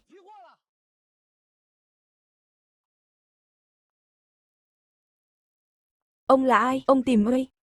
Ông chủ Mã của kho này. Buôn đồng hồ điện tử. Kho này trống nửa năm rồi. Mấy hôm trước có 2 đứa, đưa tôi 2 bao thuốc. Mượn chìa khóa vào xem. Chiều đó họ đi mất rồi. Đi đâu rồi? Họ cầm 5.600 của tôi. Lên tàu rồi biết đi đâu. Biết đâu mà tìm sao được. Kho giả, tất cả là giả. Lừa đảo cả thôi.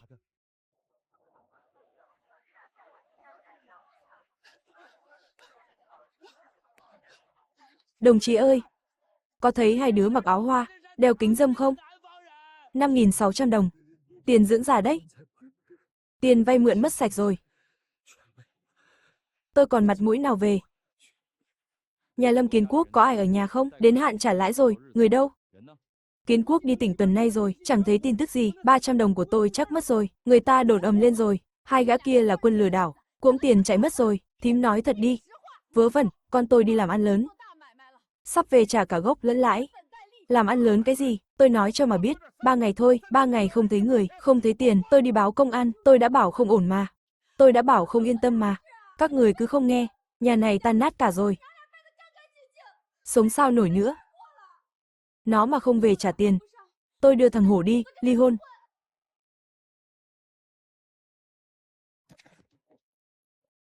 Mẹ ơi, mất hết tiền rồi. Mất sạch, chúng nó lừa đảo. Hàng giả cả. Kho bãi cũng là đi thuê. Con có lỗi với mẹ. Mất hết rồi, cả đời tôi tích cóp. Chắt chiu từng đồng. Trời ơi. Tiền dưỡng già của tôi. Tiền lo hậu sự đấy.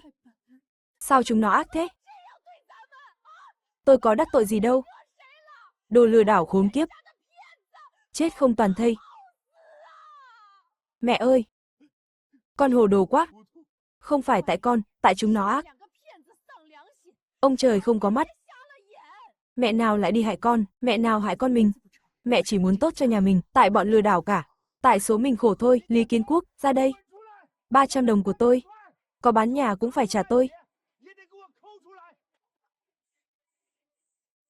Còn dây dưa nữa. Theo khế ước, 3 gian nhà cũ. Hợp tác xã tín dụng sẽ siết nợ, ngày 3 bữa tôi sẽ đến đòi. Không trả được tiền, cả nhà ông đừng hòng được yên ổn. Đúng là dại, sống yên ổn không muốn, chỉ chăm đua đòi với anh em, đem cả tiền dưỡng già đi đánh bạc, cùng một làng, 2 anh em, một người làm xưởng, một người phá gia chi tử.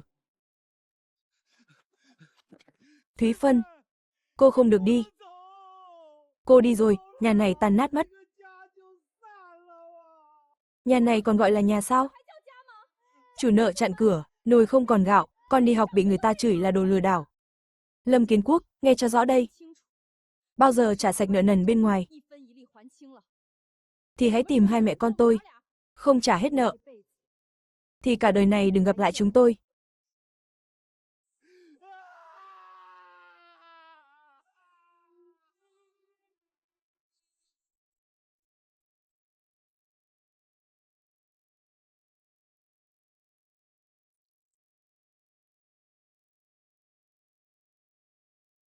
Bác ơi! Bác nghe cháu nói một câu.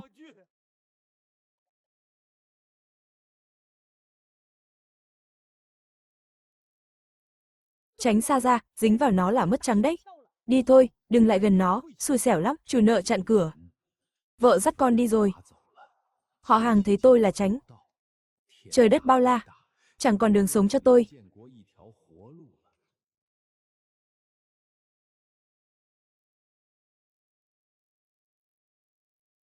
Phải cầu Lâm Phong. Nhưng mà, ngoài nó ra, còn ai cứu nổi tôi? Chú hai, chú hai. Anh lại chú. Mở cửa cho anh. Anh biết sai rồi. Anh bị mờ mắt rồi. Có lỗi với chú. Có lỗi với Huyền Nhi và Tiểu Mãn. Nhưng anh hết đường sống rồi. Ôi trời, nó quỳ xuống thật rồi.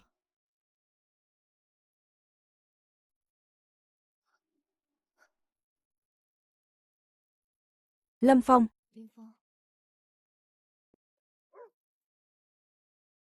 Chú hai. Chú hai, là chú phải không? Anh nghe tiếng chú rồi. Mở cửa cho anh đi.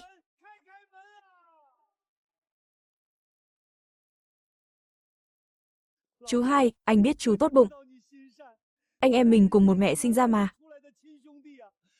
Chú có hận anh, cũng hãy nghĩ đến thằng Tiểu Hổ còn nhỏ. Nó theo mẹ về nhà ngoại rồi. Cháu nó sắp không được đi học rồi. Nó là cháu ruột chú đấy. Anh sẽ sửa. Anh làm trâu ngựa cho chú. Quét dọn xưởng, trông cửa, dọn vệ sinh, việc gì anh cũng làm. Tiền công tùy chú. Anh xin chú cứu anh. Trả nợ giúp anh. Một lần thôi. Lần cuối. Chú hai. Chú hai. Anh cả. Anh còn nhớ hồi ở nhà cũ không? Khi mẹ chỉ mặt mắng tôi, anh đã cười thế nào? Vợ tôi ở cữ chỉ có cháu Loãng, con tôi đói bị đánh, anh ở đâu? Anh cả, tình nghĩa anh em ta đã dứt từ ngày chia nhà rồi. Anh có quỳ, có khóc ra máu cũng vậy thôi. Chẳng liên quan gì tôi. Chú hai, vì mẹ đi. Đừng nói nữa, tôi không muốn nghe. Cửa này, cả đời anh. Đừng hòng bước vào. Quả báo đấy, xưa hành hạ em trai thế nào? Giờ trả đủ cả. Ai cũng chẳng nhận. Hạ độc, treo tường, anh thế này ai dám cứu? Cứu là rước họa. Quỳ thi. Nó quỳ đâu phải nhận lỗi, là đòi tiền.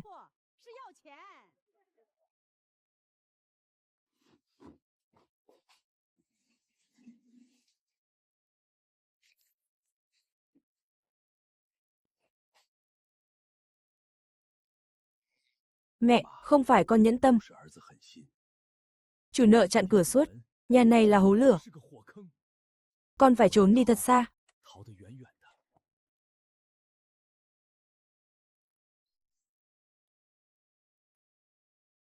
Chắc là đi trốn nợ rồi. Vài hôm là về.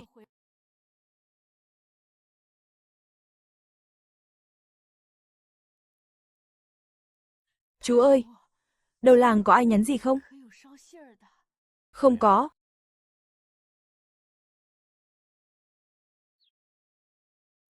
Có thư không? Thím về đi. Nghe người chạy xe trên thị trấn bảo, có người thấy nó ở công trường phía nam. Nó quyết tâm không về nữa rồi. Con cả ơi, mẹ đưa hết tiền dưỡng già cho con. Sao con chẳng nhắn lấy một lời cho mẹ? Mẹ thiên vị cả đời, thương con cả đời. Cuối cùng nó cỗm sạch tiền của mẹ. Bỏ mặc thân già này mà chạy mất. Quả báo, đúng là quả báo mà.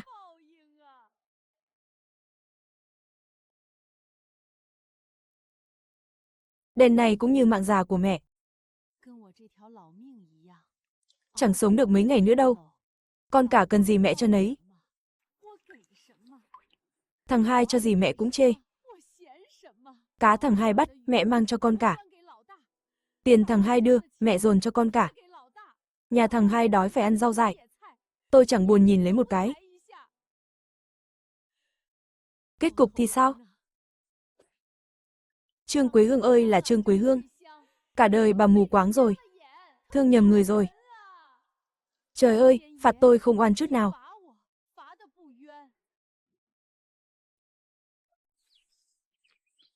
Mặt mũi nào còn nữa. Nhưng không nói ra thì chết cũng không nhắm mắt.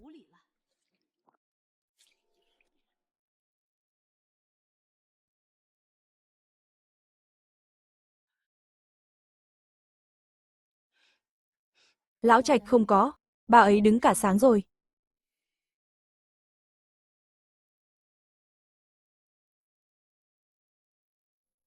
Con ơi, mẹ không cầu gì khác. Mẹ chỉ muốn nói mẹ sai rồi. Cả đời này, mẹ sai hết rồi. Mẹ vẫn là mẹ con, điều đó không đổi được. Mẹ già rồi. Không ai chăm sóc sao, con sẽ lo cho mẹ. Nhưng cái cửa này, mẹ đừng hòng bước vào. Vợ con gái con đã khổ vì mẹ. Con không quên ngày nào. Được, mẹ không vào.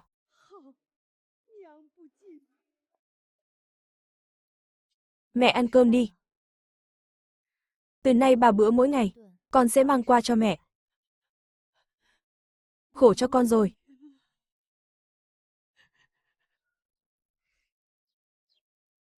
Cả đời chỉ biết cay nghiệt, tính toán.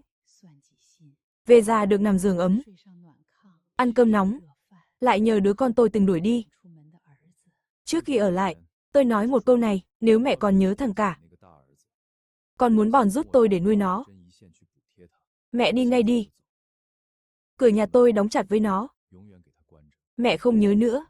Mẹ mù quáng cả đời rồi. Giờ mới sáng mắt ra.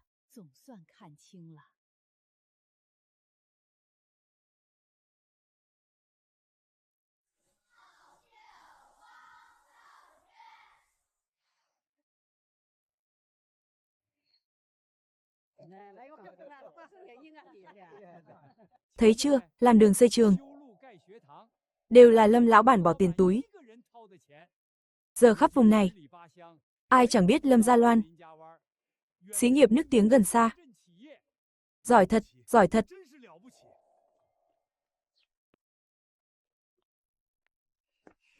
Mẹ, con về rồi.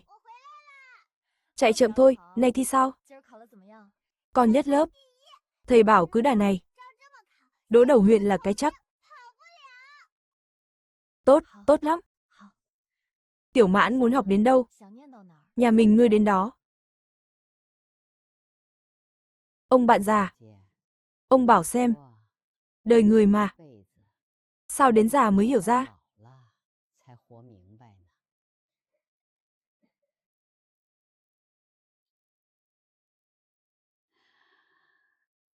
Cảm ơn trời đã cho tôi cơ hội.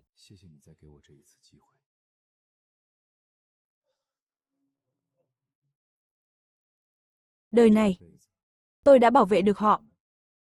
Sống ra dáng con người. Đứng đây nghĩ gì thế? Cơm chín rồi. Bố ơi, tối nay mẹ làm toàn món cá. Được, đi ăn thôi.